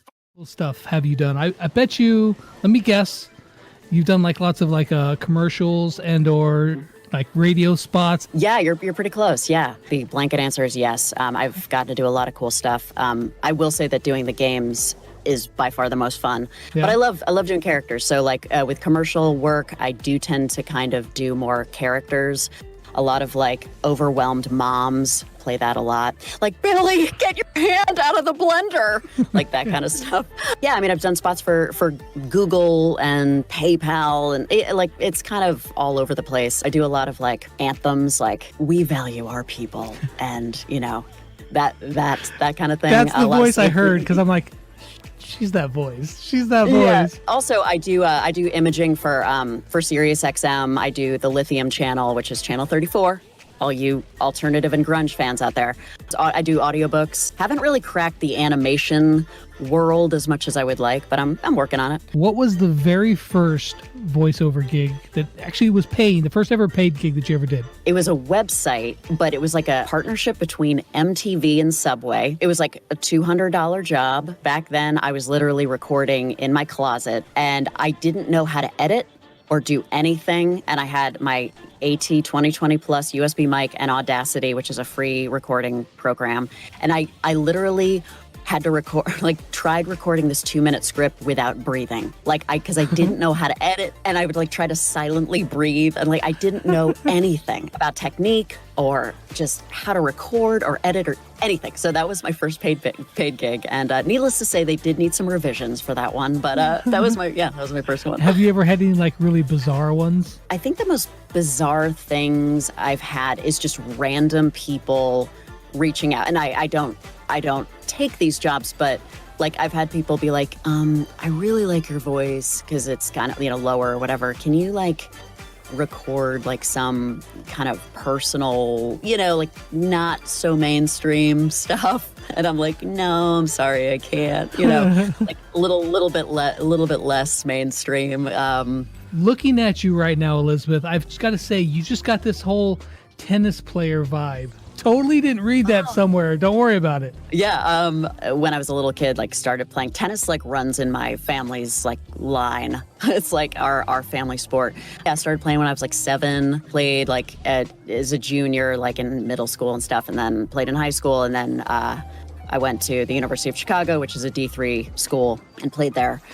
And I had a real love-hate relationship with it, to be honest. But I wouldn't trade it for anything, honestly. You know. You said that you have like an improv thing that you'd started up. What's that all about? When I lived in Chicago, which is like a big improv town, to Second City for a little bit, which again people may or may not have heard of, but it's a big like improv school, and kind of like got into it there and loved it. When I moved to LA, I kind of used it to like just meet friends and like get out in the world. I was in a couple different groups, so we would perform anywhere. I mean, in LA, there's like throw a rock and there's a theater to perform in. And now I've been with we unfortunately have not been able to perform in a year because thanks COVID. Right. But we perform once a month. We would perform with this other group called Off the Wall, and it's like they're like 40 years running. Like Robin Williams used to be in that group. John Ritter. People don't know who some of these people are, but some real like comedy heavyweights. And they've been together forever, and they're so funny. They're so funny. So we do this fun little like tag team, show. We just kind of have like a core audience who kind of comes back to see us, and it's just nice. It's like a family. I am actually doing weekly Zoom. We call it Zoom Prov, which surprisingly works okay. I was thinking it was going to be a disaster, but we just like workshop once a week. Are we talking like when you say improv? We're talking like something that people would understand, maybe that they've seen. Is like, whose line is it anyway? Yeah, that's actually a great example because that's a very like game-based form of improv. So basically, you'll do like anywhere from 2 to 7 minute games, and it could be anything from just let me get a suggestion, and you're two people on stage and you work out a scene, or and then there are all the kind of gimmicky games in between. But it's exactly like whose line is it anyway? I had produced and like wrote and starred in this web series that it was a collaborative effort, and it's called Conspiracy Cover-Ups with Carmela Carmichaelangelo, and it's a ridiculous satirical like conspiracy cover-up show, but it's not like serious cover-ups like conspiracies now. It's like aliens and that kind of thing. So what's next on the horizon for Elizabeth? Man, I'm stoked for a new year. I'm just like putting last year behind me, even though good things happened. Yeah. It was because voiceover is like super remote now, and everybody's kind of got their own studios and everything. It's been like, I'm so grateful for it. So hopefully more of that, and just a couple games coming out. I'm kind of resting a little bit now, and I'm just ready for more. Like I don't like to say I'm going to do this specific thing and that specific thing. I like to just say like, well, let's do it. Let's just roll with the punches and see what comes, and hopefully make some opportunities happen too. So Elizabeth, if you wouldn't mind, would you mind doing some of the voice lines for Piper? Of course, yeah. This is definitely my favorite Piper line. I just think it's hilarious. Stick a fork in me. I'm done. Of like characters, have you done a lot of video games as well? Yeah, I did. I'm trying to think. Warhammer. I did Warhammer. Martyr, Inquisitor Martyr. Cool. I did, and no speaking parts. All creatures, and I must have done 60-something creatures. So lots of. That kind of stuff, which is rough on the voice, and, even little things like that, just kind of, just weird, just awful things. Those are really fun to do to my wife when she's sleeping. That's evil. Feeding time. Yeah, she hates that. I can't imagine why. Oh, it's awful, isn't it? So this isn't your first gig though with Supercell though either. You've done some stuff with them before, correct? Originally it was the Night Witch karaoke contest. Yeah. Always roll deep with a gang of bats. I was all the bats. And I always roll deep with a gang of bats. And there was I think I did like 6 or 8 voices, and I stacked them up. It was really funny when they sent me. I think what you were saying is. How they hired me, they just kind of came out of nowhere, and they said, hey, can you sing in character? And I was like, I think so, I'm not really sure, so singing "I Will Always Love You" in a Scottish brogue and stuff. And I will always love you. And I'm like, yeah, that sounds great. I love it. It's freaking right on. Whitney, eat my shorts, Whitney. You know, and it was like, no, that's terrible. But you know, just doing that kind of thing. And then they came back and I'm like, yeah, I can sing in character. What kind of character do you want? And they said, okay, well, actually, we want you to rap in character. And I'm like, you know, I think I can rap. I mean, I was a musician. I've got good time. You know, basically one of the things that everybody does, I do for a party, is I do a bit of a Brando kind of thing like that. So I just start walking around the house and I'm like, you know, get down, girl, go ahead, get down. Get down, girl, go ahead, get down, you know. I ain't saying you're a gold digger, you got needs. You don't want to do the smoke, but you can't buy weed. You go out to eat, you can't pay, you can't leave. There's dishes in the back. He's got to roll up his sleeves. Internet, I know I'm not a rapper, so don't worry. You're not going to see Jace's new, like, you know, what up. You know, it's not happening. But, yeah. We kind of want it now.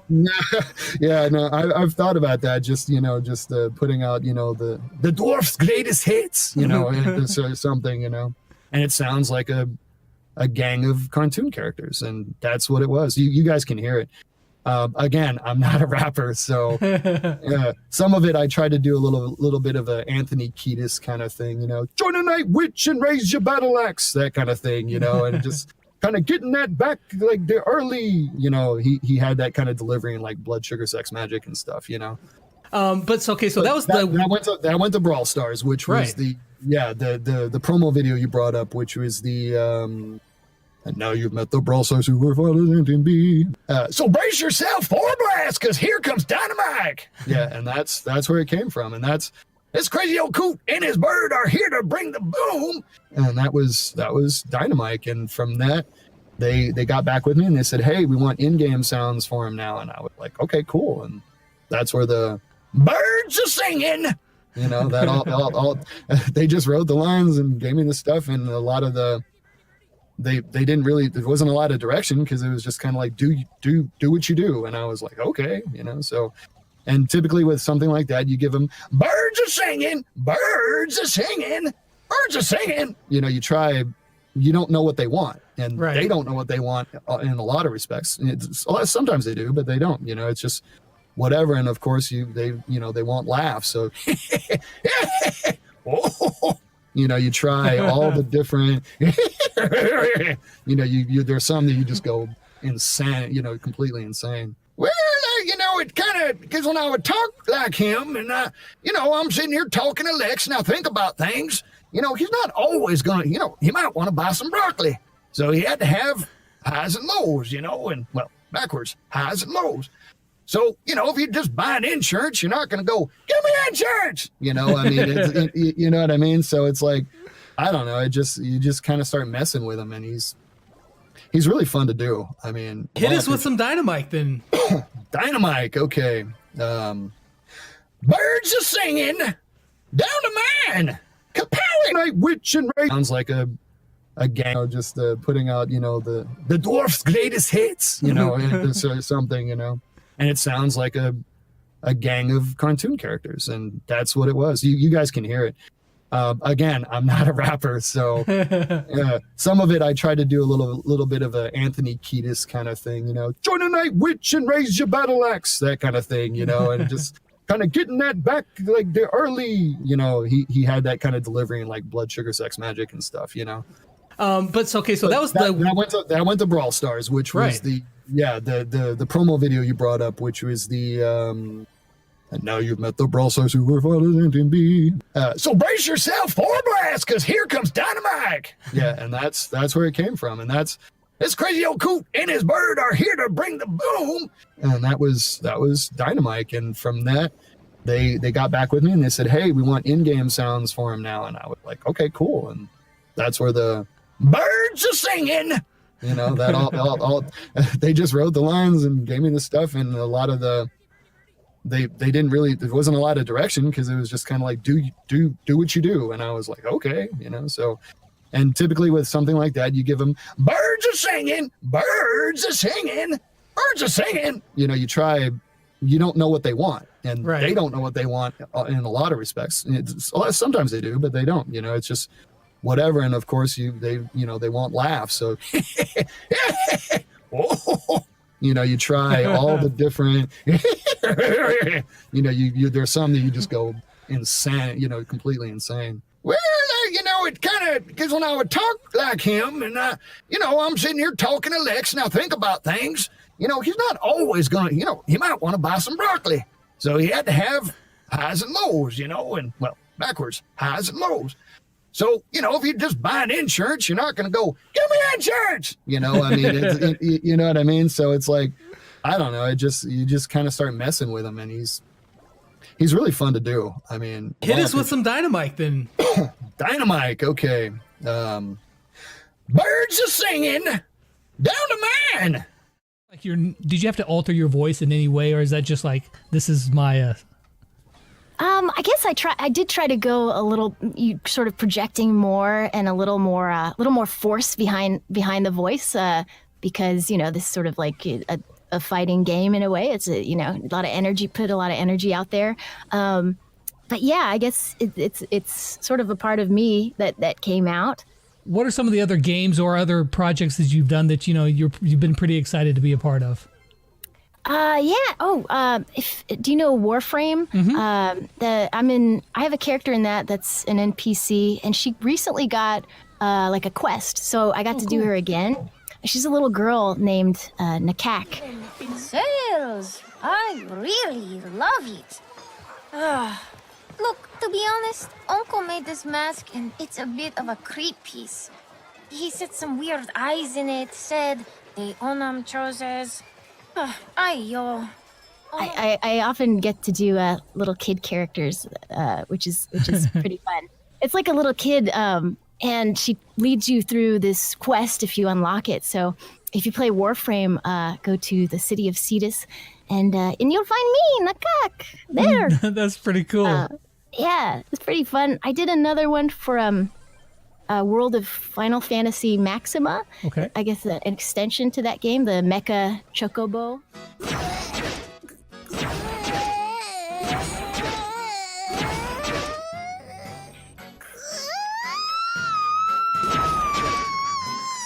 But that was more just sounds like ee, like kind of sounds that no words or anything.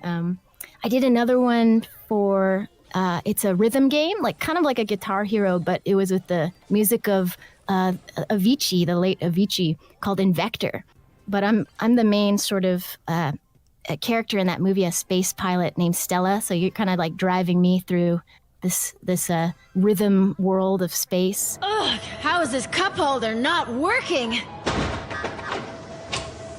Come on already. This coffee won't hold itself, you know. Wait, this thing has weapons? That was awesome. If you have like little kids, I did an app called Pokemon Playhouse. Oh, cool. And I'm the host of that. So, like, you found a Bulbasaur. Good job. Like that kind of thing. Hey, you can now play with Pikachu. Looks like you have already befriended some other Pokemon too. I often do a lot of little kid stuff. I actually did a session once, and the people on the other side, the director, they didn't know I was not a little kid the whole time. And then I realized, because I was talking about, oh yeah, I married my husband. And they were like, wait, your husband? And I'm like, she's like, how old are you? And I'm like, not 12, yeah. That's older, funny. Yeah. So are there any games that you just, I want to be in this game? Oh, yeah. Oh man, any Bethesda game, but like, I would love to be in the Fallout series at some point, or Elder Scrolls. That would be amazing. That world is so cool. The aesthetic they've made, it's destroyed, but it's beautiful and like nostalgic in a way. Yeah. I really get sucked into games like that. So yeah, absolutely. I've always really enjoyed Bethesda games as well, and the Fallout games are absolutely. It's just this epic, huge world, and it's just like, here, go have at it, and it's really awesome. So if there's any people from Bethesda watching, you guys need to get a hold of Maya. I just remembered there's it just came out. If you have an Alexa, and you tell the Alexa, Alexa, open Entertainment Weekly. You'll hear my voice. It's this project I've been working on where I give you like the rundown. It's called the must list of all things entertainment that happened that week. So I'm in your Alexa if you want to hear me. Just a But second. If not, Hey you can Alexa, stop me. open Entertainment Weekly. Entertainment Weekly's must list. Your exclusive look at the top 10 things we love this week. That's you. Oh, that's me. Yeah. Yeah. That's really Hey, cool. there I am. Yeah. Unlike real life, you can make me stop on the Alexa by just saying pause. That's pretty funny. I know everybody is anxious to hear some Jesse lines, if you wouldn't mind. Oh, yeah. Unlike Bo, who totally didn't know any of his lines, you came prepared. Don't mess with Jess. We can do this. We were talking right before we started up here that the rap song that you did on my channel here, 300,000 views already. That people are loving Dude, it. I'm Dude. They so just love stoked on that. Like I was like, whoa, like I just did it it was just a weird idea, like my friend who's a producer, he has beats and like he produces records and he had this beat and I was like, yo, dude, can I just like rap over this thing in a character I did on a video game and you could mix it and make it sound good? He's like, yeah. So I just went into my closet booth and just started rapping like Sandy and making up some things and it came out pretty cool. If you guys haven't already checked it out, definitely go check out that video because it's really good. Okay, so Mr. Brawler asks, my questions, he says, what in your life experience was most helpful to you in becoming a voice actor, and what do you love about it? What do you not My love life about experience is probably this is a weird one. My dad, who passed away, he always taught me a hard work ethic. So that experience in life of working really hard and nothing comes easy is what I'm doing right now. And whatever you do, there's no easy way. Like I'm still struggling right now. Like I'm constantly auditioning for stuff. I'm constantly just nailing. No. You get said no to all the time. And in life, no matter what you do, people are gonna say no. But if you really like it and you get enjoyment out of it, then you just stick it out. And that's what I'm doing. So what are some things that you love and don't love about being a voice actor? Being a character. I even love auditioning. Like I love it. I love reading scripts. I love seeing like the characters drawn out. And the thing I don't love is that you get said no to a lot of times. So I don't love it, but I've accepted that. Oh, so Call Me Fatal asks, how long did it take you to record, the Still Dreaming song? For my part, my vocals, probably like an hour. From that includes like writing like it and everything? Half, 2 hours, like. So Terraria's boy says, when you saw Sandy's voice lines, what did you think of them? I thought they were pretty awesome. They gave me the voice lines and they wanted Sandy to sound like a sleepy teenager. And I was like, okay, I could do that. Like, come on, So I just saw him and I was like, whoa. And the cool line, like my favorite line, because I say this in real life, and like my mother-in-law was like, did they really give you that line? Calm down, everyone. Like, calm down, Dude, that's everyone. my favorite one too. That's what I've been saying for the past 15 years. Like to my mom, calm down, everyone. Calm down, mom. Calm down. Say something in Sandy's voice that Sandy would never say. I can I just tell you something that I wish Sandy would have said in the game? Oh. Sure. Hey, seriously, no. Seriously, no. Or if someone, try no, people. Try no. Something that Sandy wouldn't say. I love Bang energy drinks. You have so long. Yes. That's good. So good. I love staying awake. No, I don't. But look what I have sleeping next to me. Have you seen it? This is going to be funny. So this is my daughter's. I wanted to show you. Okay. I don't know if you see it. Hold on. Okay. Who made that? Sandy's sleeping right here. For good luck. That's awesome. Sandy, you sleep. I'm so tired. Don't wake me up, please. My wife found it on Etsy, like an Etsy shop, because my daughter kept going like, I need a Sandy toy. I need a Sandy toy. I need a Sandy toy. And I'm no! Another toy around the house. And I was like, oh, it's Sandy, so, So we actually have two questions from other voice actors in Brawl Stars. One was from the voice of Mortis in the game. This guy named Ed Mace, awesome dude. He says, hey, Patrick, love the voice. Here's the question. What's your motivation for sounding so unmotivated? My motivation is wishing I could actually do what Sandy does, because I hardly sleep. Like a good night for me, I only need like 7 hours. Yeah. But my wife's a really good sleeper, so my motivation is just pretending I could sleep and pretending I am tired. But my motivation is I wonder how I would act if I got more sleep. So. And we also have a video question here from Bill Russell, the voice of Bull. Hey, Patrick, Sandy. Hey, what? How you keep the sand out your underwears in your sandstorm?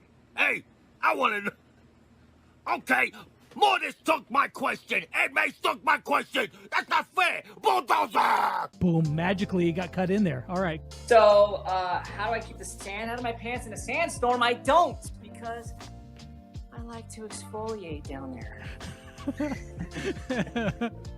So wait, you actually saw some of the questions yourself over on I wrote Twitter? them down. I wrote All right, them down. hit us up, I man. just Give don't to know, it. I don't know who asked them. I didn't write who asked them. Someone asked, can you do Max's line in Sandy voice?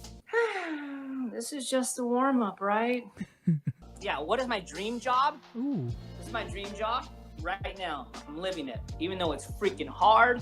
I'm a stay-at-home dad. It's hard, but I never wanted to be a stay-at-home dad. But I am, and I'm figuring out that it is my dream job. But it's freaking hard, and I do complain sometimes. But at the end of the day, you're like, holy crap. Like, this is awesome. I did get a question. Someone asked, what's the weirdest job you've ever had? Dude, one time I was delivering flowers. That wasn't that weird. From Conroy's, and I got fired on my first day because back then they had a Thomas guides, dude. And like I had a Thomas guide, and like it was like this big old book. There's no ways or any of that stuff. So it was probably the weirdest job. I got fired on my first day. I'm assuming that your experience with whenever you did the voice for Sandy was similar to the other guys, where you probably hopped on a Skype call and. I still have all that session on my computer. Do you? Nice. I have all the lines. I have all the lines that I did, and I don't know if they're all used in the game, but I have them here actually. Okay, so I have them all that I did, and you could tell. I can read through them all, and you can see if they're in the game because I don't know. All right. You know what I mean? Do it. All right, here we go. Guess I have to do stuff. So tired. And I'm just imagining, like if you were going on a camping trip with your son and a lot of the other scouts. Yeah. They're all probably very similar age range to your son. If all of them played Brawl Stars as well, and then they realized that you were like, wait a second, El Primo's camping with us? Yes. In fact, some of my son's friends, now they know I am El Primo, and of course they are waiting this interview. Oh, well, that's awesome. Yeah, and I have relatives in Spain, for instance. My nephew, Ricardo, a huge fan, and all of his friends loves Brawl Stars, and surprisingly, El Primo. So I actually had some questions. Of course, we've been reading out some questions from the community, but I had one from another voice actor in Brawl Stars, the guy who voice acts for Bull.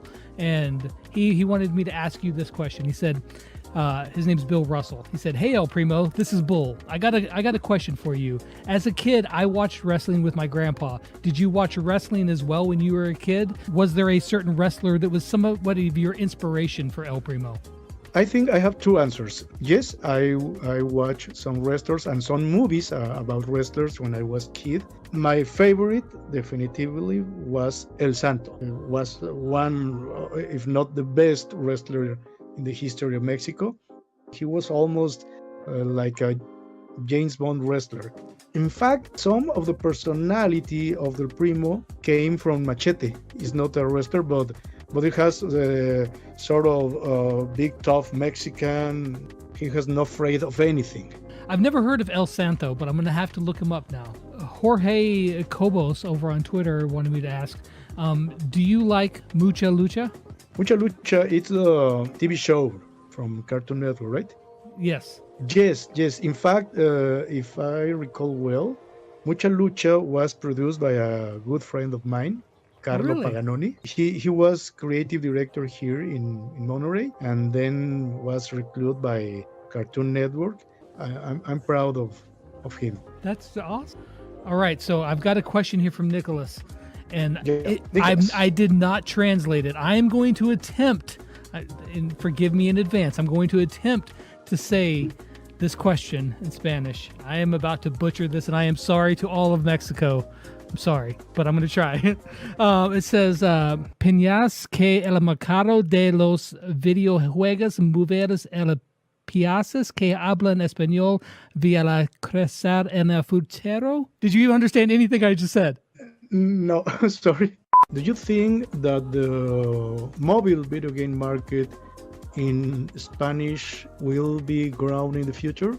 Yes, definitively. The mobile telephony it's one of the things that is increasing in amount of users each month here in Mexico and the rest. So of course. Oh, I got another question in Spanish here. I'm gonna give it a shot. ¿Cómo es hacer un personaje tan carismático como el primo? Okay, I understand totally. Oh my gosh, you understood me. Yay! Yes, how it is to perform a charismatic character like El Primo. It's wonderful. The sessions have been wonderful, funny, but the best came later, right now, and this week when I discovered the El Primo has a lot of fans all over the world, and definitively I wasn't prepared for that. It's great, guys. You are incredible. There's like I told you at the very beginning, there is a lot of people who are really excited to get to meet you, virtually at least speaking. Speaking of that, if you wouldn't mind, would you mind doing some of the voice lines of El Primo? Yes, of course. El Primo! Strange voices that you can do. I mean, other than, a dog, obviously. My favorite impressions to do recently, for anyone who's watched Flapjack, if I can remember, there's this old, doctor, old man character who's walrus-esque, and he talks like this. Oh, yes, yes! I love that voice. I've been having fun with monster noises recently, where it's and just crazy stuff like that. I find it fun. Are you more of a dog person or a cat person? I'm a dog person, undoubtedly. Okay. Do you have a dog right now? Not with me, because sadly he's over with my parents. But I have a Welsh border collie named Awesome. Taffy, and he is my best buddy. Yeah. So Spam asks, have you ever voiced any other animals in the past? Technically, up until Ruffs, no. I mean, I did some fan work with a few friends and stuff. It's actually how I met a lot of the supportive friends I have right now. Is I helped out a small fan dubbing community for the Beastars crew, and they thought I made an excellent Goheen. And he's a giant panda guy, muscular panda dude. So I was like, all right, yeah, sure. This would be good practice for this kind of voice, kick your butt kind of guy. How did Supercell describe Ruffs to you? I think the exact words in the audition were military parentheses dog vibes, and that's really all you had to go off because there wasn't any picture in the audition. Then again, I mean, that's pretty much it. I mean, so they nailed it. Yeah. I gave them what I got. I think they gave a reference for Colonel Akbar. It's a trap. You were made for the part, Blythe. Apparently so. Fawaz says, what's the weirdest character that you've done? I didn't get to play the character, or at least not that I know of, but I did a trailer where I voiced him. He's like a dude in a duck costume wearing a floaty, but it's in the middle of a semi wasteland world battlefield, and he's just the goofy character. Easily the weirdest. I remember the first audition I sent in, they actually hired me off of, which they wanted a voice like Octane, and I just got into that. I was like, oh, faster, faster, faster. Well, I can do that one. It's easy peasy. Let's go for a ride. And they liked it. They hired me off that, and then later on they're like, well, we wrote the character. We're gonna rehire. And I found the audition again. And this time I just auditioned in my normal voice, and they're like, okay, yeah, that's good. So I was just talking like this, and a little bit higher. Woo! Yeah! So I went from Spanish to just neutral American, and the character design, it's wacky. That's, hands down, as of right now, that's the weirdest one I've done. Were there any questions that you saw that you're like, oh, cool, I want to answer that one or something? I mean, I know 2 or 3 people from my fan base or recent contacts submitted one. I know Yeah. one of them named Matt. Shout him out he and give Matt. us the question. Here you go, Matt. Your question's here. You asked Ruff. You said Ruff is a very cool brawler, more for his characteristics. But if he would be changed for something, what would I change it? I don't really know if I could change anything to him because I really like how he functions. I think maybe adding another utility gadget. I think it is. Adding a second one would be nice, and I think my concept for that is some sort of close range engagement, like a bite or something. Ooh. I think that might be cool. That would be cool. Yeah. Going back to whenever you were in Japan and you started out voice acting, what inspired you to decide you wanted to do some voice acting?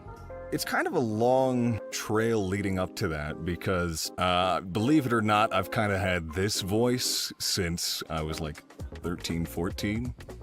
And even before then, it wasn't too much higher. I was never a super squeaky, pitchy, high-up kid. It's always kind of been smooth-toned for me. So, of course, everyone throughout school and stuff was always like, you've got that voice for radio. You should really do radio. And the younger guys are like, you should do voiceover in video games. And I'm like, if I had the chance, maybe. And I never really considered it a real option until I went to NakaCon over in, I think, Kansas City back in 2016, 2017. And Matthew Mercer was there. And at the time, I wasn't even considering voiceover. And believe it or not, I didn't really know who Matt Mercer was at the time. But then attending the panel where he was answering questions and stuff, he even answered one of my questions, and I learned the characters that he played, and I was like, holy crud, I love those characters, and now I know who voices them. So it was a really inspiring moment. Being able to right afterwards go get a signature for one of my posters, which I still have hanging up in my room as a nice little reminder. I was kind of it set a little goal in mind for me of, if you're ever gonna do this, do it until you can at least, one, talk to, work with, or just meet Matthew Mercer again and be like, hey, this is the poster you signed back years ago. It's one of the reasons that kept me just going. This is where I hit you up to see if you wouldn't mind doing some of the voice. No, I won't do them. All right, so that's gonna be it for the video. enough. No, I'm happy to. Awesome, man. Let's go. Watch the. More questions from a guy named JB Thrilla. Had 4 questions here. Did you know what the brawler looked like when you were recording it? No. No clue? No picture, just the lines with the description of what Ben 10 and Robin from Teen Titans. So were there any of the voice lines that you guys did during the session that didn't make it into the game? Yeah, I actually pulled up the line, the list of lines from the game. One that didn't make it in. It's when he goes super and he just makes a kind of a ghost sound, like he's ooh. Oh, that would have been cool. And that's the only one that did not make it in. But the rest of them all did. That's cool. So Only Elite Gaming wants to know, what's the hardest part about being a voice actor? The hardest part is learning to take rejection well. You see, the voice actors that book these roles, but what you don't see are the years that it took to get there. I would say 99.9% of voice actors and actors in general are rejected for most of the time for something they audition for. Sure. So I mean, I guess you're putting in these auditions, along with 100 other people, and yeah, I'm sure those other 99 people are all doing a pretty darn good job too. So it just comes down to, hey, am I just happen to be that exact one that they're looking for? So learning to take rejection well, that's the biggest thing that you have to just kind of learn to roll with it and move on. I learned that in high school pretty well. Look at me now, girls. So what else have you got going on? Anything big coming up for you, or anything big that you've just been in that you want to, let people know about? There's a couple things that are coming out later. Well, one for sure later this year, and one maybe this year, maybe next. That I can't talk about, sure. But they're pretty good sized video games. Awesome. And but NBA 2K21 was probably the last video game that I was in. What'd you do in that one? So I was in the crowd, and it was for the next gen, like PS5 and Xbox Series X. Yeah. So that was That was actually a really fun session for me because that game I was actually playing at the time when I got booked for the role. And so when I went in, I was like shooting the breeze with the crew because I was like, I'm currently playing your game right now and I'm voicing the lines in this next one that's coming out. That's awesome. And that was a very cool thing for me. So were you heckling people or just cheering? Both, yeah. Oh, nice. Both. So it depends on, I guess, yeah, how the AI worked, but but they have playable characters in the game, and so it was me heckling that character or heckling the coach or cheering him on. So I just got to it's like being at a basketball game. So I'm just like yelling things that I'd be too embarrassed otherwise to yell around. Yeah, you trash, man. So you're a gamer then, right? Yeah, I am. Yep, been a gamer a lot of my life, most of my life. What's some of your favorite games? I was really like the Final Fantasy remake that came out was probably I was anticipating that for like 15 years. Wow. And so because I played that on PS1, I really liked playing FIFA. You're talking about MMO, like big like RPG games. Like, have you played any like the Bethesda games? You know, like Fallout and Skyrim, that kind of stuff. I have, yeah. Not so much Skyrim, but I did play Fallout for a while. But like I think Dragon Age was probably my favorite in that series. So if I could be part of a gaming series like Dragon Age or Final Fantasy, that would be That would be your dream job right there. It would be, yeah. Be part just to play a small part. I could be a trash can. I don't care. Hey, trash cans need love too, right? So, so that would be your dream job. Let's take it all the way back. Like, what was your first job, or like the weirdest, random job that you got? You're like, okay, whatever.